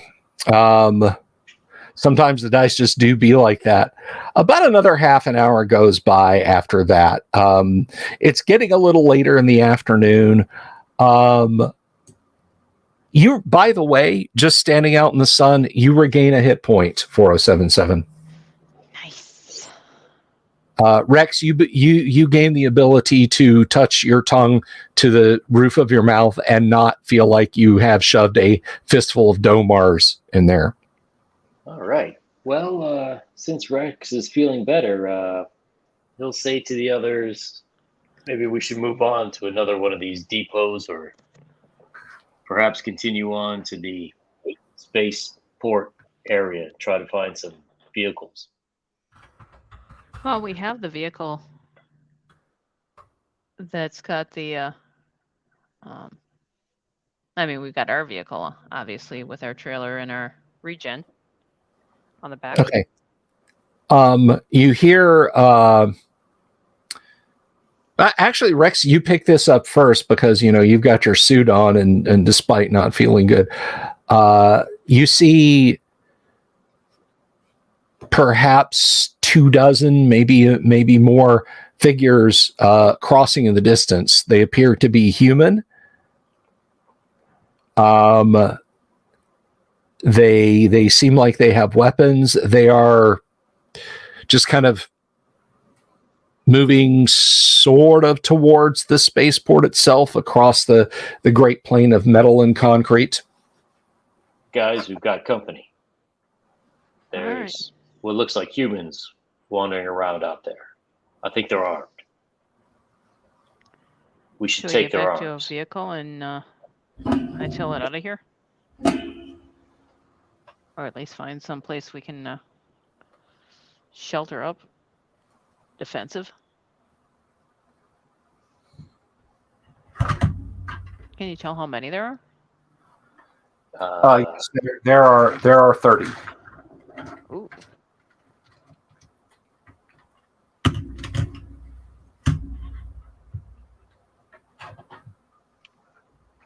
They appear to have noticed you. They are stopping and watching you, but they are not making any hostile moves, and they are at this point, about 500 meters away.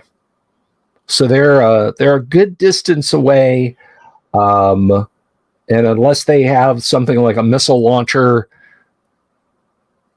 Black Ray, something like that, they're probably not going to get you. Are they anywhere near those beryllium balls now? Oh, that's a good question. Let's see. How is their luck? Roll a d20 for me there, Yang. 1. Are you for real? Yes. Yeah, they're the trio of connected spheres landed somewhere in the proximity of where they're at. In fact, you see one of them. I mean, at this distance, you have your snoopers, and you can magnify. There's a female who suddenly stumbles, and two of the other tribesmen rush over to her. You can't hear anything at this distance, but she falls to the ground, and the others are yelling and jumping back. And of the two that ran over to her, one is trying to move her out of the way, but he is starting to stumble also. Rex will turn to the others and say, I don't think they'll be that big of a problem. All right. You don't recognize them from the other camp, do you? The human one? Do I recognize them from the other camp?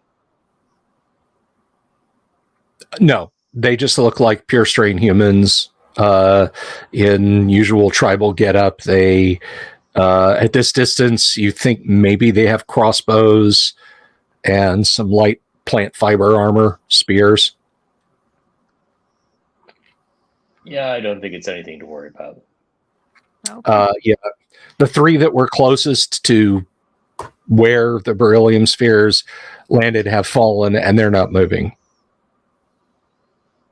And the rest are pointing, and they look and they point at you, and they're yelling and gesticulating, not at you, but amongst each other, and are kind of moving away. They are putting distance between you and there.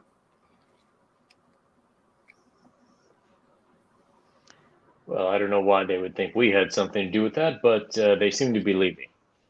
Okay. That works for us.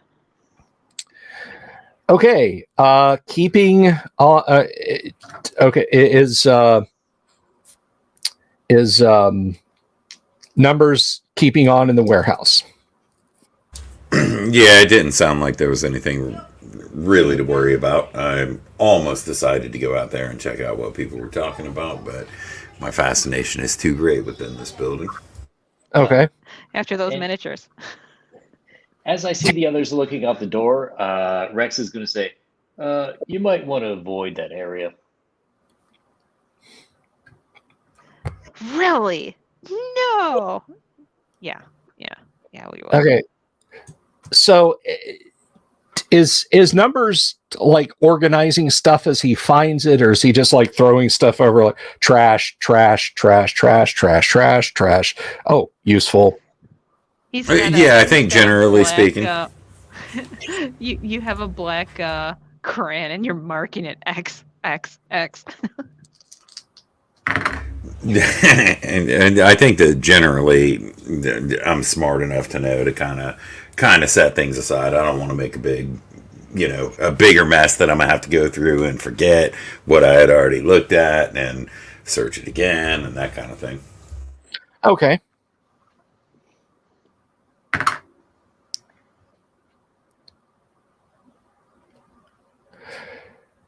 Okay. You find an elongate box about 2.5 meters long, 1.5 meters wide, and 3/4 of a meter high. It is a dark green color. It is covered with yellow squares that bear red writing, and the red writing all seems to say the same thing: for military use only. This is what I came for. Does it appear that I can open that up, or is it a single unit? It is a single container, and yes, you think you can open it up. Yeah, I'll go ahead. Dumber stuff has already happened tonight, so why not?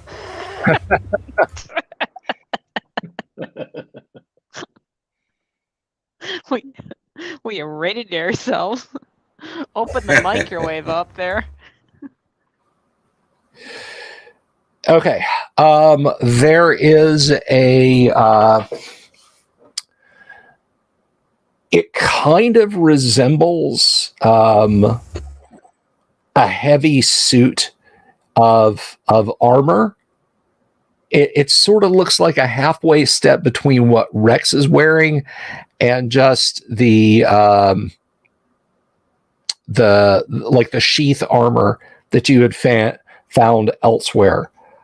Numbers, you got yourself a suit. Good job, buddy. It looks to be in good shape. Yeah. Well, let's see. It is. See what condition it's in.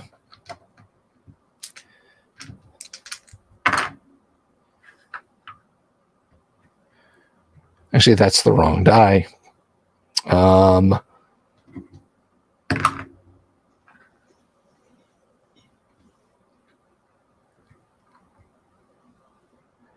It's showing age. There's some dry, cracked tubing on it that you hope maybe will work, but yeah, you think it might be workable. All right. Well, I suppose certainly better than my piecemeal riot police armor. Yeah, it is bulkier than that.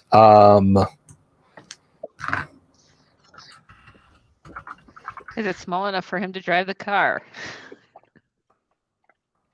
It's a little big for that. Whatever. I guess you're gonna yank the seat out of the car and get in. I'll walk from here.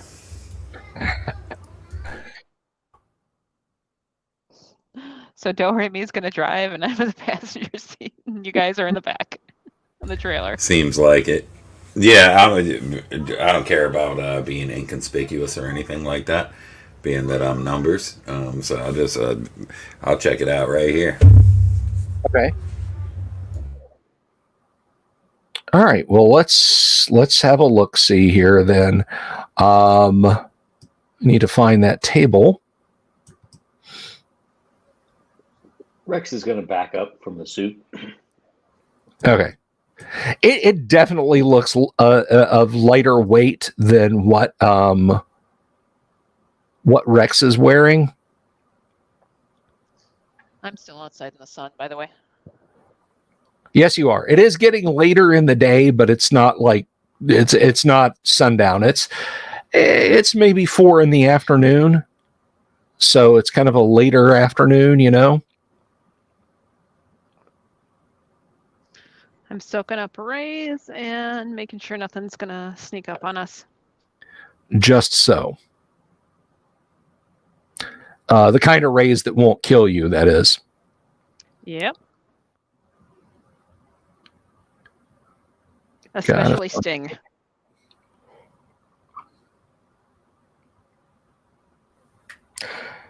Okay, so numbers. You can set about to try to figure this out if you wish. Yeah, I'd like to do that. Okay. Rex, you gonna keep searching? Go ahead and roll a d10. 5. Rex will search. A 5. Okay. You get both the legs and the chest to hinge open. And it looks like you can maybe slip your arms in if you kind of climb in and sit down in it. Give me another roll. Alrighty. Another 5. Okay, yeah. If you just lean back and let the chest plaster and close, and the helmet will snap over your head, and you can give me another roll. 4. It's comfortable. It's not, it's not causing you any discomfort or anything. But nothing changes when you kind of move your head around, and you try to feel around in the gauntlets to see if there's anything in there you can work. If you want to roll again. Sure. So the concept in my mind, I suppose, is that there might be some power to this particular suit, correct? Possibly. All right. Well, I'm gonna try to get to the bottom of that. Maybe Rex has some idea on how to work the suit. I got a 9. You got a 9. Okay. It sort of goes from that easy access position to just rigid. You're just you think you can open it back up if you try, but yeah, you want to keep rolling. Yeah, I'll do that, and I'll also yell out, "Hey, can I get us a little help over here?" Rex will go back and sort of like your dad when he's giving you advice that may or may not be helpful. He's like shouting his own experience of using a suit. Okay. Give me another D10 roll there. You got your cheerleader. Yeah, I rolled a 7. Nothing really changes. Nothing. He's like, now toss your head. Just sort of snap your head back to try and open the visors, and you're like, if I could move my neck. Right, left. Yeah, come on, man, cut it out. Okay. Give me a hand.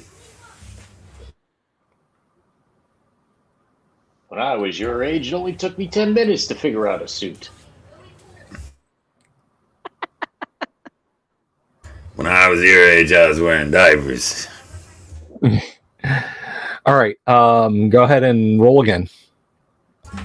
What's your range up? 5. A 5. Okay. It goes slack, and you're able to get some arm movement again. All right, I suppose I'll continue to check it out until somebody decides to bail me out. Come on. All right. 6. I can't roll less than a 5. No dice. Is there Rex, any way for Rex give to him actually the provide master help? password of the suits. I'm sorry. What were you saying, Yang? Is there any way for Rex to actually help him out?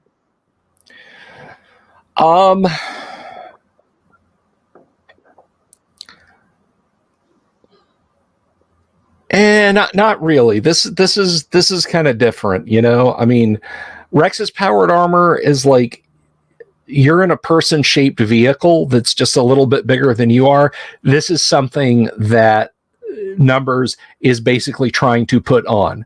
Like, think the difference between like Iron Man's armor and some of that, advanced DARPA body armor that's got built-in computers hanging off of it and stuff like that. All right, Armor. It's me and you. To the death. All right. 6. Well, I'll give you this. You figured out that there's actually a little rough bit of plastic inside the helmet that if you just kind of turn your head back and forth, you can scratch your nose. Oh, well, perfect. That was the big problem. There you go. Yeah, I feel much better. Historical fact: if you look in photos of the bowl helmets that the Apollo, what they call the hard suits for wearing outside the ship during the Apollo missions, there's a circle about yay big, about here in the helmets, and it is a little bit of emery cloth so the astronauts could lean over and sort of hold the bowl and scratch their nose on it. Nice. Well, I suppose I'll just keep trying. All right, roll again. As long as everybody has the patience for that. Hey, I rolled a 1. Finally. Nice. Okay, you've kind of got it. It's back to that semi sitting up position inside the crate. Roll again. 6. It doesn't move. Give me one more try. Come on. 9. Okay. You guys are watching, and you are T-posed. You see, like, it's a little hard to see, but in one of the eyes looking out of the helmet, it's a trauma harness mode activated, and you are T-posed, lying on So your it looks like a giant cross.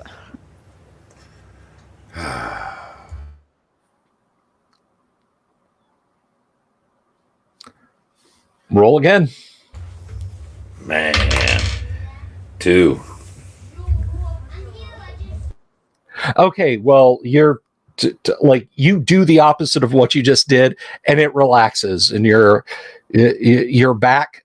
You can slowly, like, if you force your arms up, you can hear something mechanical sort of making this meshing whirring sound. But if you could just figure out how to activate that main power, you think you could really get it to work for you. It works like this. 6. No, it doesn't work like that, but it doesn't change. So, Damn it, it works like this. 6. nope. Insanity is doing the same thing over and over again and getting expecting different results. Try again. I knew it. I knew it. I knew it was the third one. Oh, damn it, numbers. 7. Yeah, nope. You're working up a lot of sweat in there, by the way. A lot of stress. This is killing me. I look at numbers from the door and I give him a thumbs up. I'll remember that. Hey, 2. Okay. You realize that like, if you basically just flip both hands out like that until you hear a click, that just you're kind of blinded for a moment by some words that quickly scroll apart, and it automatically stands up, like it stands you up. What the? You have basically you have powered plate armor. It is defensive armor, so there's no weapons built into it, but powered plate armor.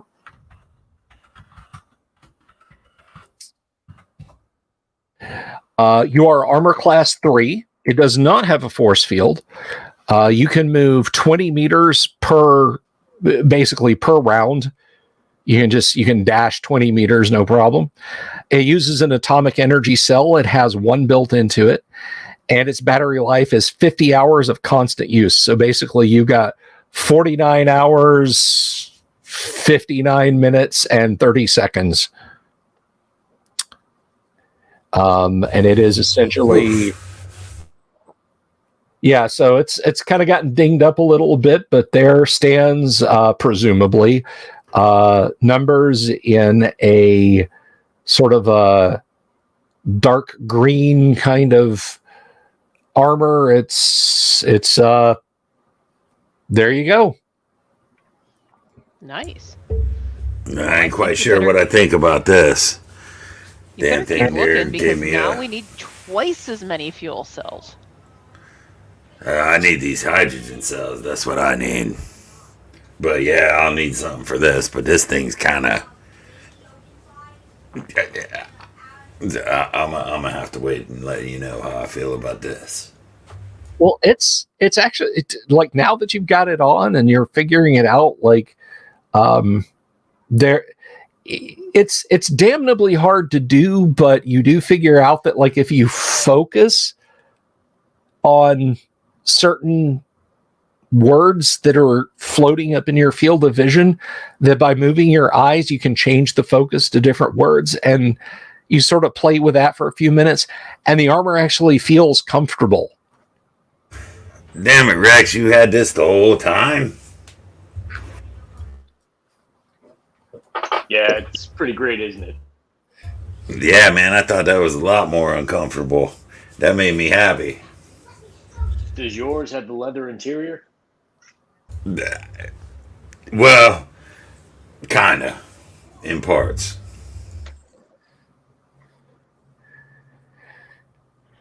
More searching, less talking. Come on, guys.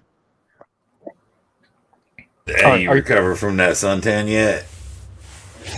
I'm working on it. Are you going to keep searching in the warehouse, or are you guys going to move on? What do you think, Rex? I've been through here a lot. I put all this stuff over here, all this clothing over here, all the bits and pieces of metal over here, all the other salvageable scrap over here. Well, now we definitely need more fuel cells, so perhaps we should move on. I'm thinking so. I mean, all I got is this vibroblade now. I don't think this suit's got any fucking weapon equipment like yours does. Oh, we've got a couple crossbows, but still, yeah. Well, I got a vibroblade. I ain't a savage. Oh, Yeah. oh. Do-Re-Mi just kind of shrugs and says, I'll just stand behind you guys if it drops. Hey, next suit of armor is mine. That's fine. I can't use it. I got wings. I mean, honestly, this one stinks. If I drop a couple bombs in it, maybe we can work something out. Okay, so are you guys are you guys moving back to the vehicle? Are you gonna go explore the outside of the various domes that dot this vast expanse of metal and concrete, or what are you gonna do? So are they domes that look similar to this one? There are some that are only a few meters across. There are some that are almost as big as the main dome that you think you were in earlier. It just kind of varies. There's perhaps a dozen of them. Well, I guess we got to go one by one. I mean, some of them plan. I should point out, some of them are half collapsed and whatnot, but it's up to you guys. Well, I guess we'll start with the ones that are more intact. Alrighty. If I might, I'd like to check out what the car and the driving and that sort of thing is. Actually brings up a good point. Is there any way I can fit into that car in this suit of armor and reasonably drive, you think? You're able to articulate yourself into the seat. The door won't quite close while you're sitting there, and your hands are mighty big on the controls. You think maybe if you made a few modifications to the vehicle, you might be able to do it, but as it is stock right now, probably not. Sounds like Doe's driving. Doe, you cool with that? Oh, yeah, it's not a problem. Yeah, I'm always shotgun anyway, so I need space for my wings. And Rex will say to Numbers, "Welcome to the trailer." Thanks a lot. I was wondering where I was going to ride. Okay, so with a grin and a shrug, Do-Re-Mi hops in the driver's seat and says, I'm picking the music this time. That's fine. And he dials up something. You're not sure exactly what it is, but it does sound very jaunty because Do-Re-Mi's got that big intelligence going. And yeah. Paganini. Yes. It's Enigma. That's it.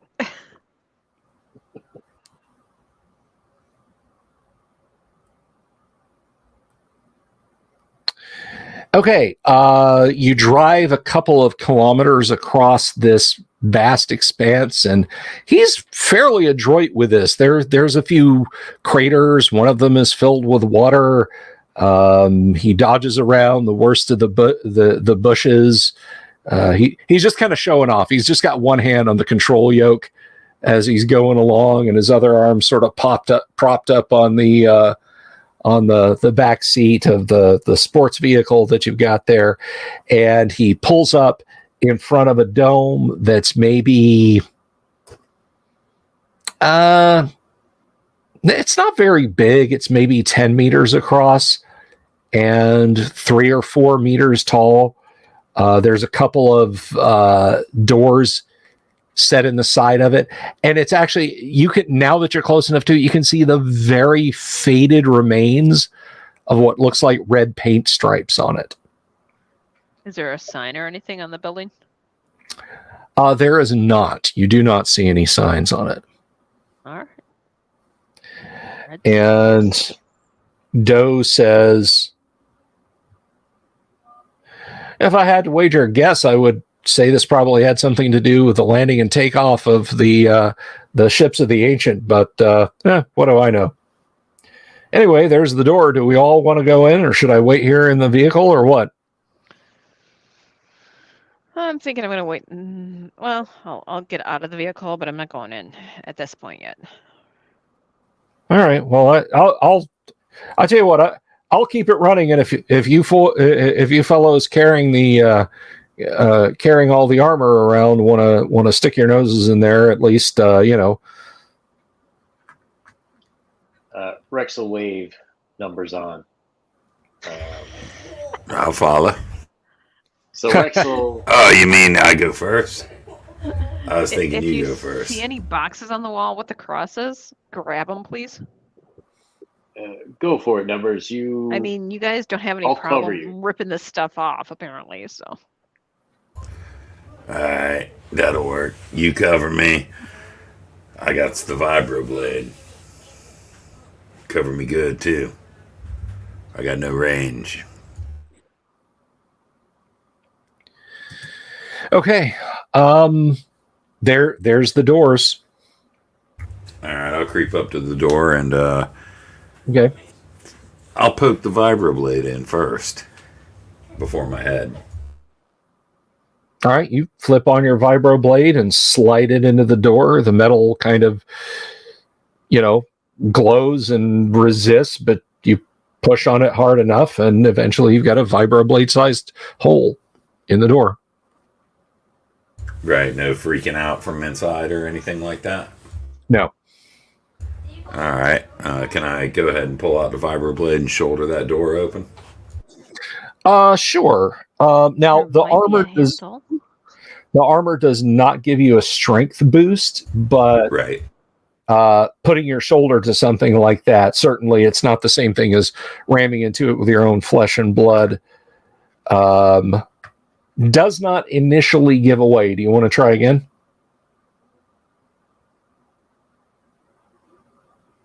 Yes. All right.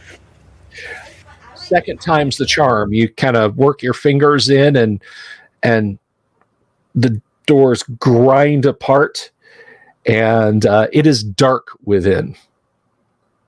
All right, I'll flip down the snoopers. Okay.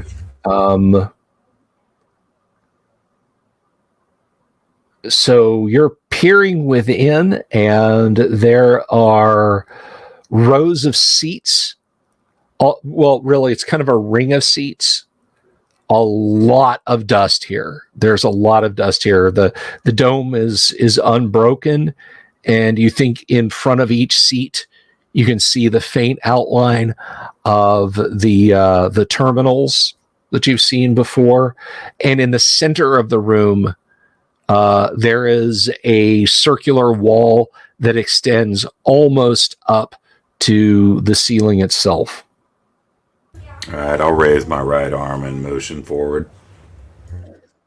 Okay. All right. So you're raising your arm up to motion someone forward, or you're like, I'm going in. Yeah. To the former. To let them know. I mean, I'll still go in, but to let them know that I'm going to go in and that they should follow me, whoever they is.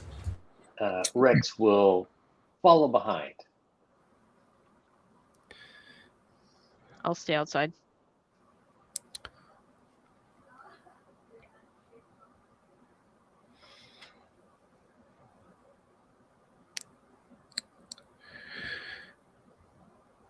Okay. So you move into the room. Rex, are I'm sorry. Numbers. You are on your toes and ready for it, leaping out from behind consoles. There are 4 figures in hooded robes, and almost simultaneously, they all draw vibroblades. And the one nearest to you says, "Your continued existence is a menace to our own. Please lay down your weapons. You will be humanely euthanized." You will be inhumanely euthanized. Okay. You will go first because, well, actually, your dex allowed you to not be surprised. So we will have to have an initiative roll. You hear this just outside the door. So, Yang, what is Rex going to do? I guess he's going to go in back numbers up. Okay, 4077. What is she doing? Taken to the air and bringing out her needler. Okay. I've heard this voice before. All right. It was in the stupid hospital. Roll initiative for me, please, if you would. Numbers. All right. 1. Well, they were close and they had their weapons out already, so you are taking a pair of vibroblade attacks, and a couple are leaping past this to strike at Yang's character. And let me see here. I need to gotta find. I wish this PDF were better organized. The combat tables could be a lot better placed. Maybe I should just break down and buy myself a Game Master screen, because Doomsword, wouldn't you say that vintage RPG material is you can just get it for a song on eBay right now, right? Oh yeah, yeah. I should be able to get a GW Game Master screen for not more than what do you think, $5-10 at most? Yeah. Well, fortunately, the GW stuff and that sort of thing hasn't skyrocketed like the rest. I think I sent you a PDF of it. You did. I'm just so let's see. That is a class 5 weapon. You are armor class 3. Yes, sir. All right.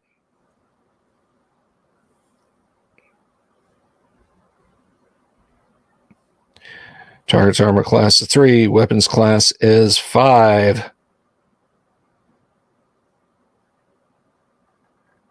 And that is unfortunately going to hit you. You will take 25 points of damage. That's unfortunate for him. Ah! And the other one. Oh. We lost 4077. Welcome back. Yep, thank you. Wrong button. And the second one.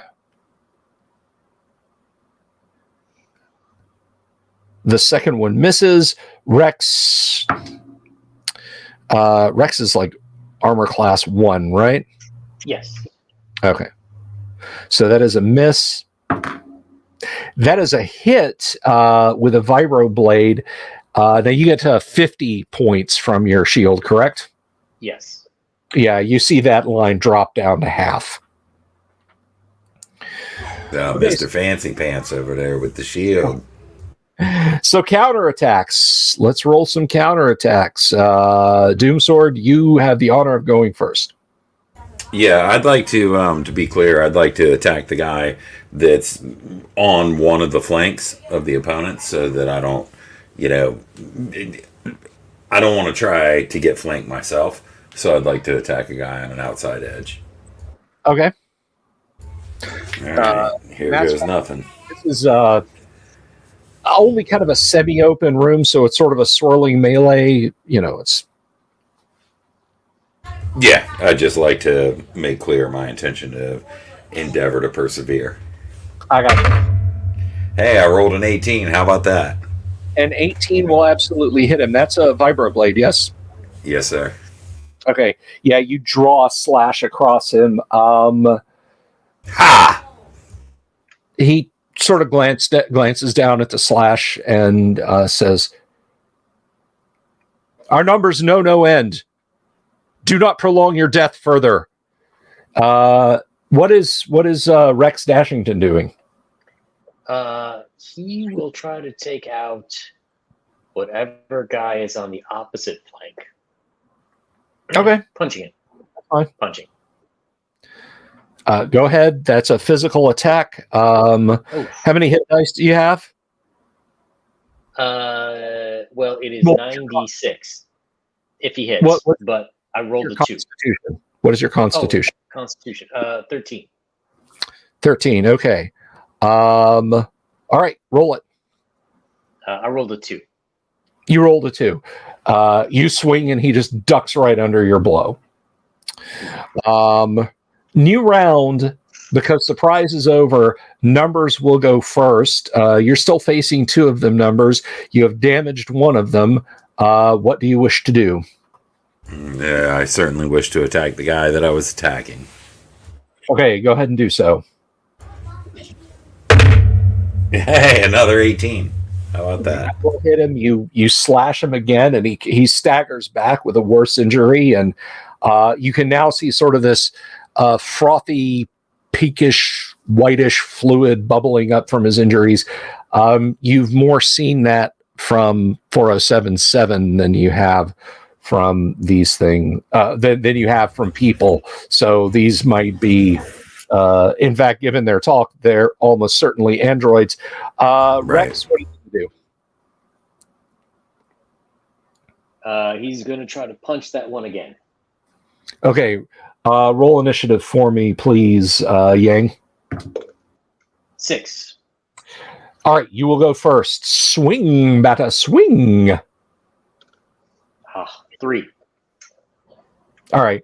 Yeah, he's dodging and weaving. So you got a couple more attacks on you. I'll go ahead and roll those now.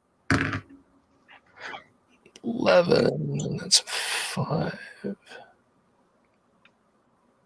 Yeah, you just kind of bat away his attempt to slash you. The other one, however, does make contact. And again, you see your force field drop by half. Meanwhile, numbers, you're getting yours. That's a miss. And that is a miss. Fantastic. You hear a female voice from the darkness of the office.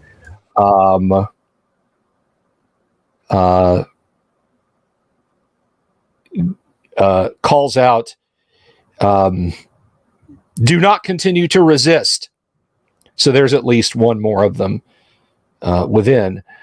Counter. Fat chance. Okay, so it's a new round. Numbers, are you slashing this one again? Yes, sir. All right, good.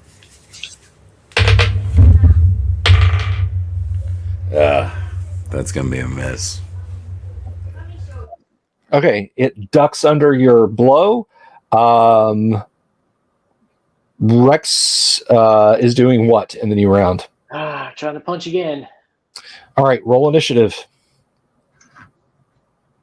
Me or numbers? 4077. Roll initiative for us, please. All right. Give me something to do. That's a 6. That is a 4. That is a 4. Okay. Hang on a second. Oh, where did it? Damn it.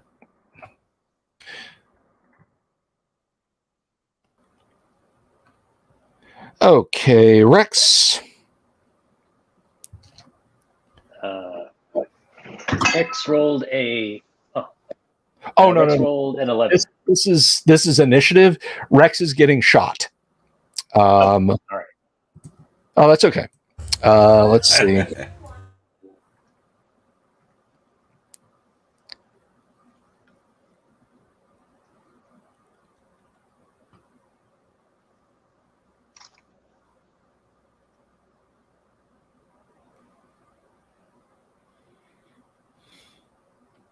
Okay, Rex. So you see this woman. She brings a very large, heavy-looking tube device, and you can see a cable going back behind her. Brings it up, and there is a very nasty light that plays back and forth across your armor, and Oh no. yeah, you just got shot with a fusion rifle, you think. So that's going to be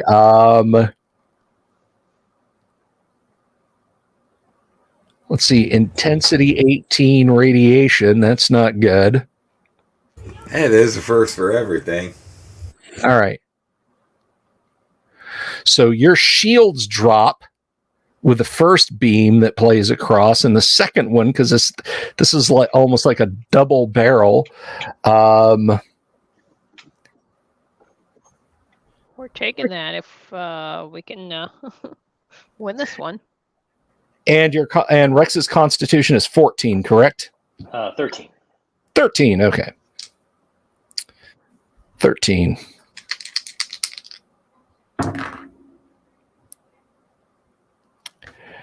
Oh dear.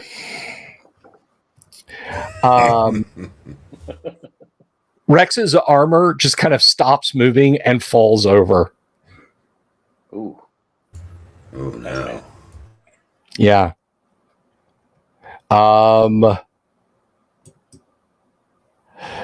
Okay. Rex, the last thing you see is just that awful blinding yellow light projecting from this thing, and then nothing. Okay. 4077, you're still outside. Numbers, you're now in the room. They're in the room with 5 of these things. One of them has a projectile weapon. The other 4 have vibro weapons. What are you doing? Damn, and the one with the projectile weapon is farthest back. About 15 meters. So, you could get there, you think, in your armor. Yeah, that's cool if that's what I was gonna do, but man, I'm running back to the car. Okay, so you are bugging out. For sure. All right, understandable under the circumstances.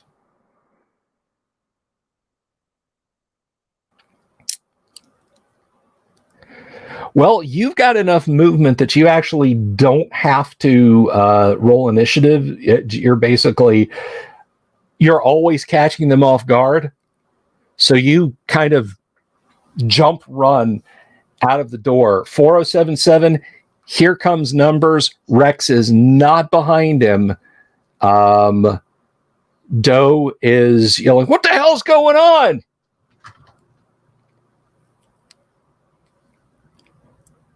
Roll initiative for me there, if you would, please, Seth or Kinnick.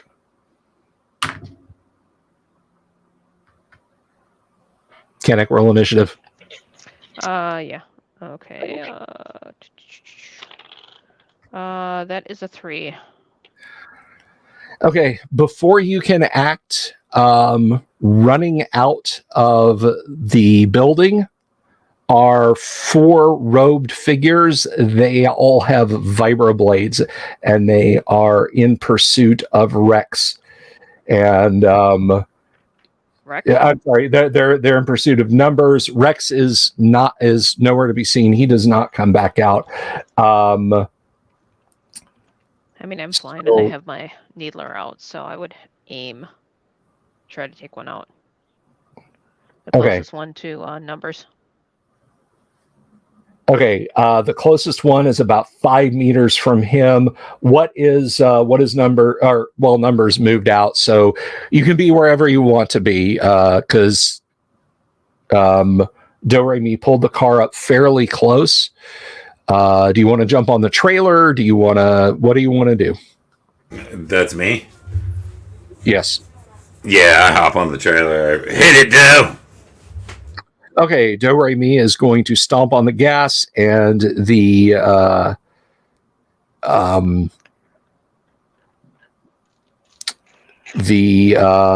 I said, robed figures spent their round rushing out. Go ahead and take your shot if you want.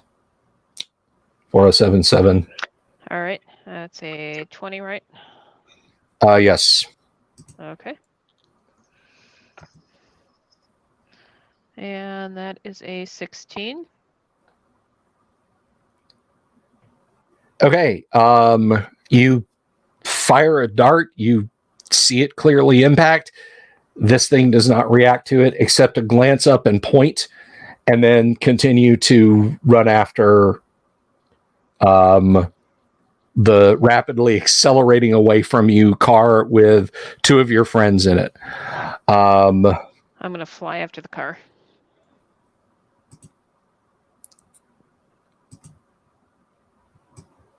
Is that not?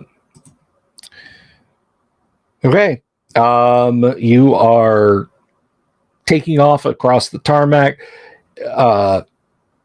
Do Re Mi is weaving between things, looking behind you. You think you can see 4077 flying along. Let me check something real quick here.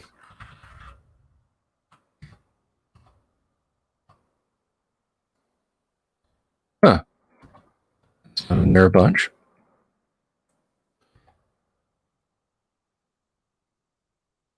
So 12 meters per melee turn. Yikes.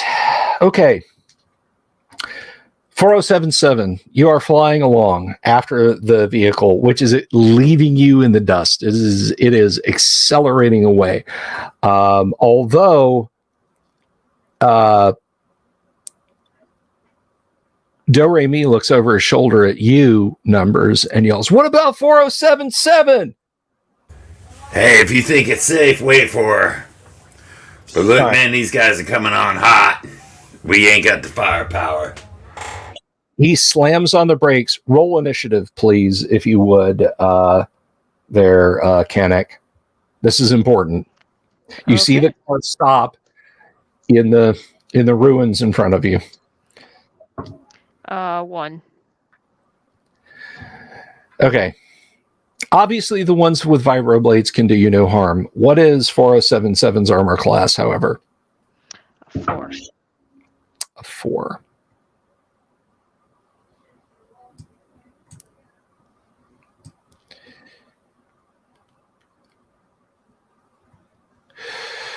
Okay.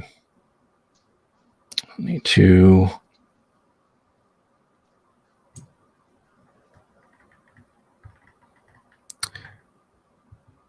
That will almost certainly get you, unfortunately.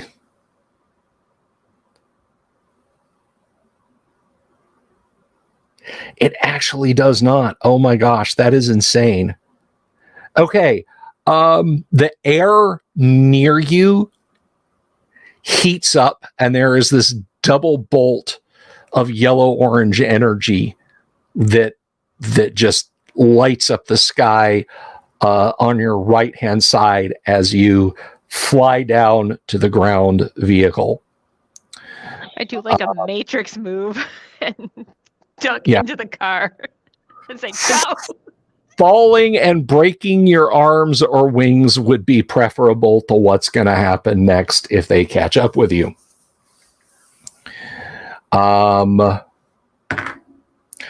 All right, give me one more initiative roll, and we'll put this over on Numbers because Doe is driving, but there's still...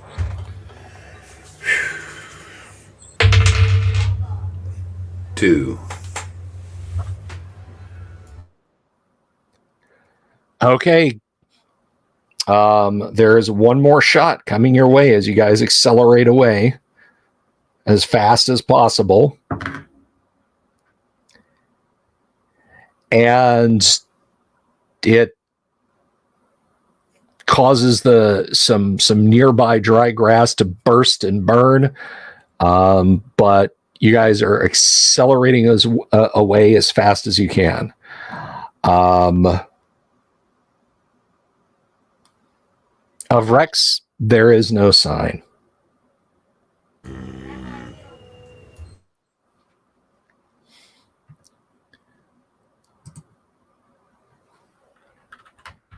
What the hell was that?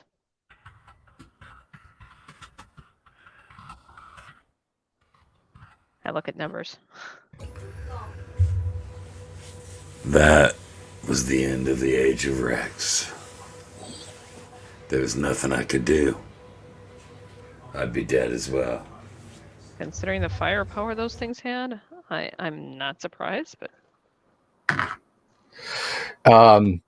Yeah, Doe says, yeah, given the color and the temperature of that blast, I'm guessing that was probably like a fusion rifle or something like that.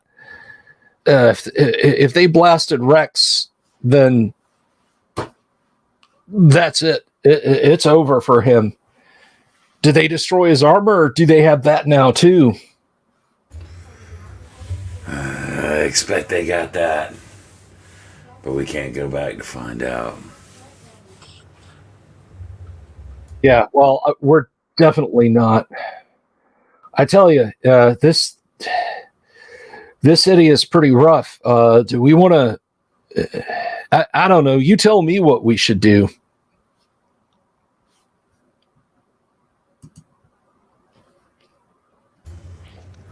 I guess numbers, you're kind of in charge now. We've lost companions on the road. I expect to be lost as well. Well, we can go back into a death trap, or we can make our way back to Sanctuary and drop the bad news.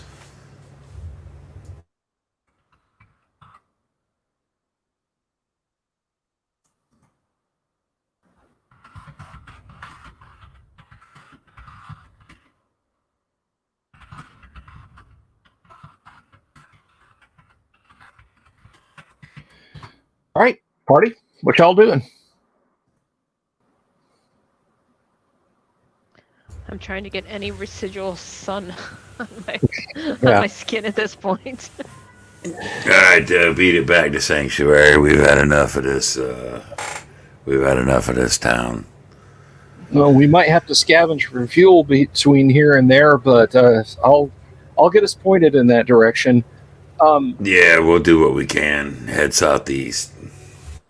Southeast, you say? Okay. Because Aye. Doe joined you guys in the ruins of Lanta, so he has no idea about Sanctuary or any of that. I mean, poor Kevin has been through 3 or 4 characters on this on this leg of the campaign. One of them, actually 2 of them in one day. Yes, 2 of them in one session.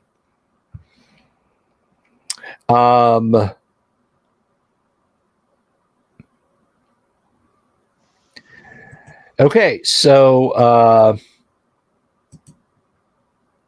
well, in the interim, as you guys are driving, we'll just make a quick roll here, see if like a Blash swoops down and just ends you all, and you all have to roll up new characters from it. No, there are no encounters in this 30-minute block. Yang, what do you want to do? Do you want to do? Because for those of you who are not aware, the Rex Dashington that they encountered in Cold Sleep at the hospital in Atlanta was not, in fact, the Rex Dashington.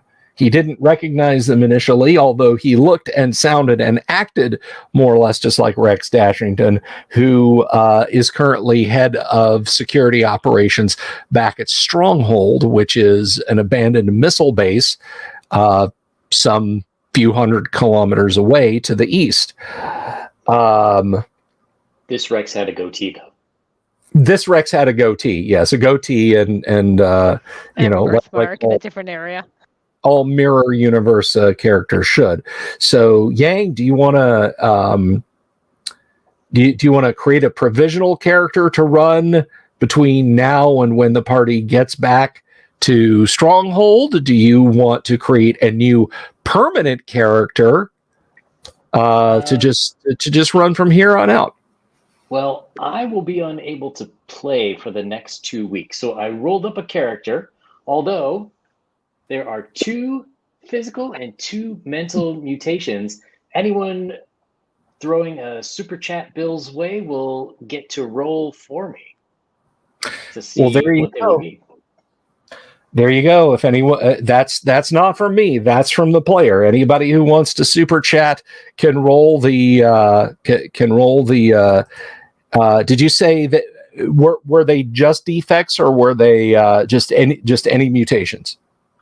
I rolled 2 d4s, one for the mental mutation, one for the physical, and I got 2 for each roll.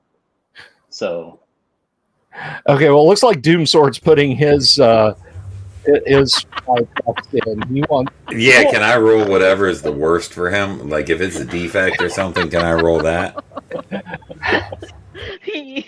Sure. With friends like this, who needs enemies? Let's see now. So we gotta check this out. Can you feel the love tonight? This isn't Disney, folks. So mutations are either defects or they're benefits. So you're just gonna have to take the percentage roll, Doomsword, for this one. So all right. 2 physical and 2 This mental. is gonna be Roll fun.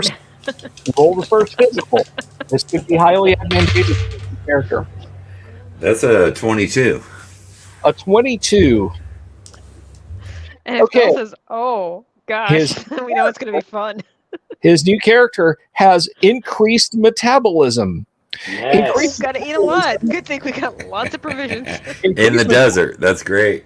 Defect. This defect forces the mutant to spend great amount of time feeding. It must carry large quantities of food when traveling, and in combat must stop every 5th melee turn and spend 1 turn eating before returning to battle, or lose 1 point of physical strength and 2 hit points each melee turn.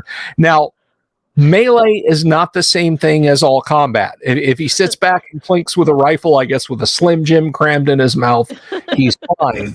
But if he gets up and decides to swing that vibro blade or the stop sign on the end of its pole or what have you, he's gonna have to have a few power bars in his fanny So pack. Yang, what we're going to do is we're going to put like the bandolero thing on you. Mhm. You know, that goes cross, and we're going to stick those little ration things on it for you. Fill it with so- space food sticks. Okay. Hang on a second. I have a question. So I see in the leftmost hand column is just numbered 1 to 49. But if we're looking at the animal and then it says percentage, 22% corresponds to heightened dexterity. Oh, you're running an animal mutated character. Okay, I thought you were running. That's okay. That's okay. What kind of animal mutated character are you? It is a Prussian blue cat. Oh, Chernobyl. Oh Nice. Lord, I got a furry in my campaign. Yeah, I wouldn't have paid for that. Yeah, can I get a refund? No refunds. No, you get to roll. This is fun. Damn it, Rex. All supers are final. He Okay. so wanted to really throw you off your game. There's still a chance. All right. So that's heightened dexterity, was that? Yes. All right. So heightened dexterity on the animal mutations list, because you're a mutant animal, heightened dexterity. You're so agile in combat that your armor class is increased to 4. It may penalize such a mutant by reducing your armor class when it's encumbered.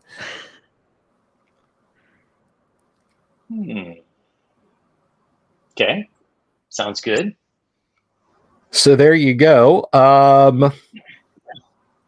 So anybody else, if anyone else wishes to wishes to throw in and pick his mutations. Otherwise, we will do those offline between now and the next game. And you said you're going to be out for the next week. You're not going to be here? 2 weeks, actually. Oh, boo. Well, hopefully Kevin will be back, because running the game with just 2 people is not nearly as much fun. John Walker says he's got one. I think that's what he's saying. All right. Well, we'll see, and we'll let him roll. We'll let him roll the dice. I'm only seeing heightened dexterity in one place, though, Yang. He's at 52.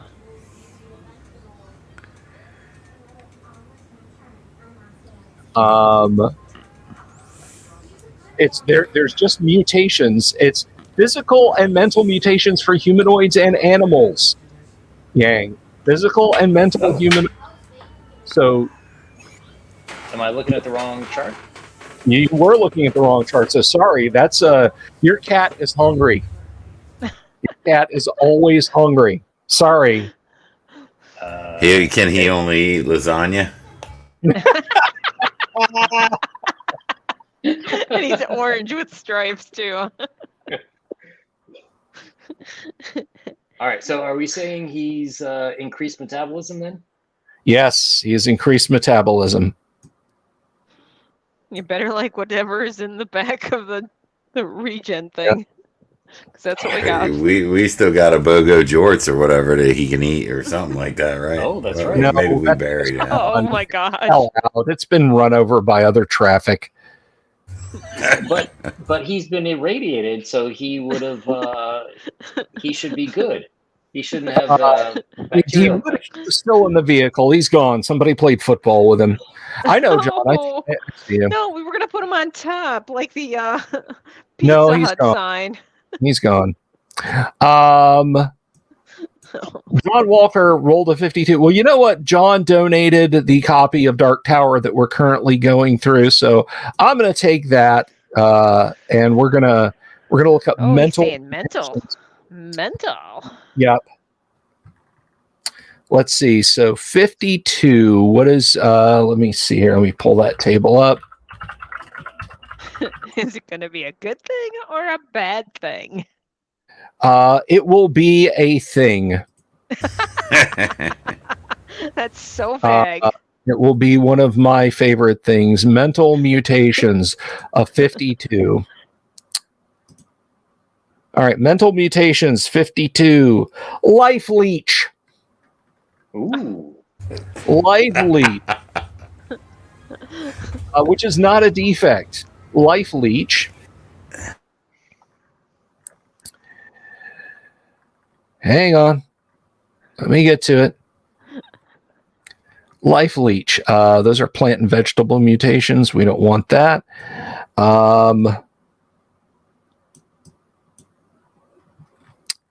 Come on, dang it. Where is it? All right. Let me just do a search for life leech then.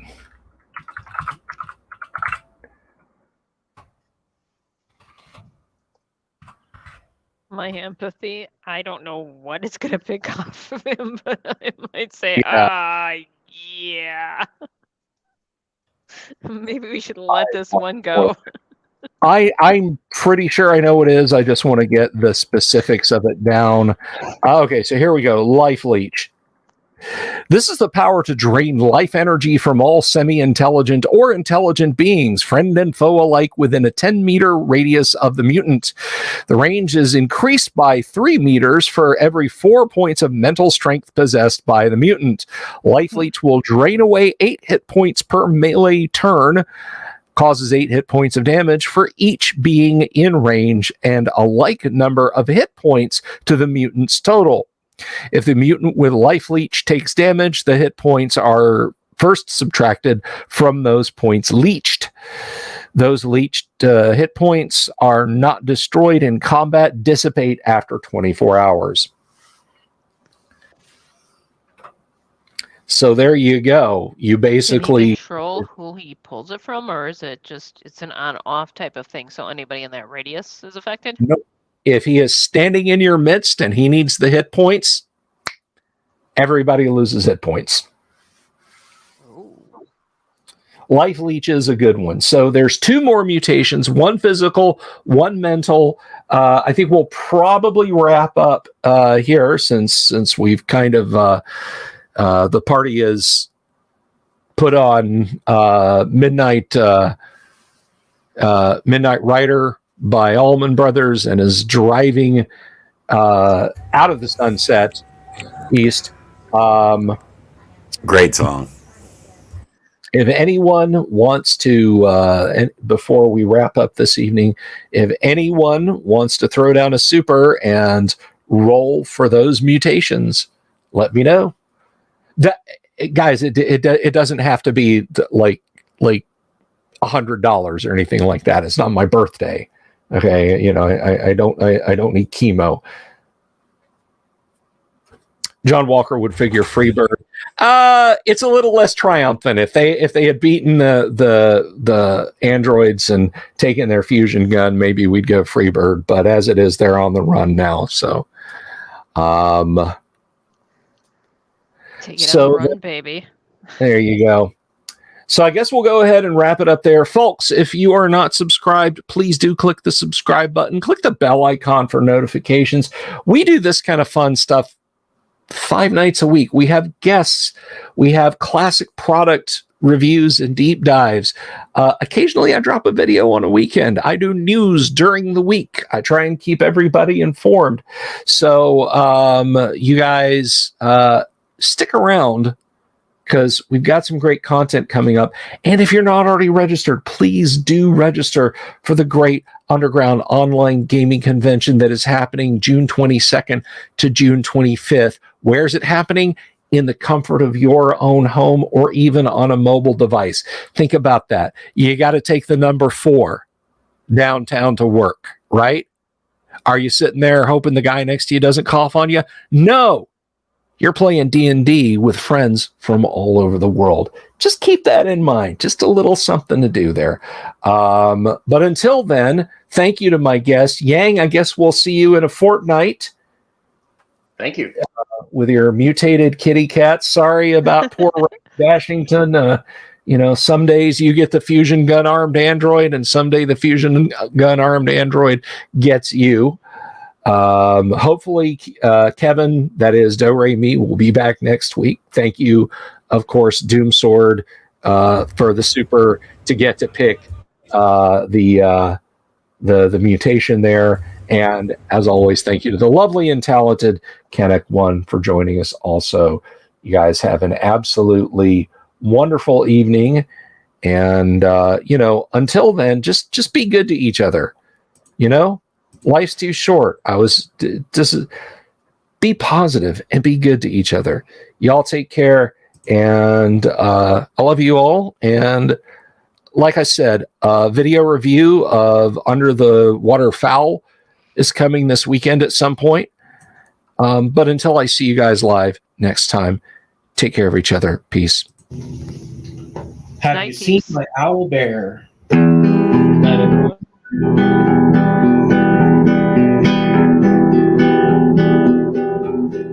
Here's to all the weirdos everywhere in the woods and in the air. Have you seen my owl bear? Should I shave off all my hair? Bobs are all around. Some live in tunnels underground. Some are fat, some are rich, some are sleeping in a ditch.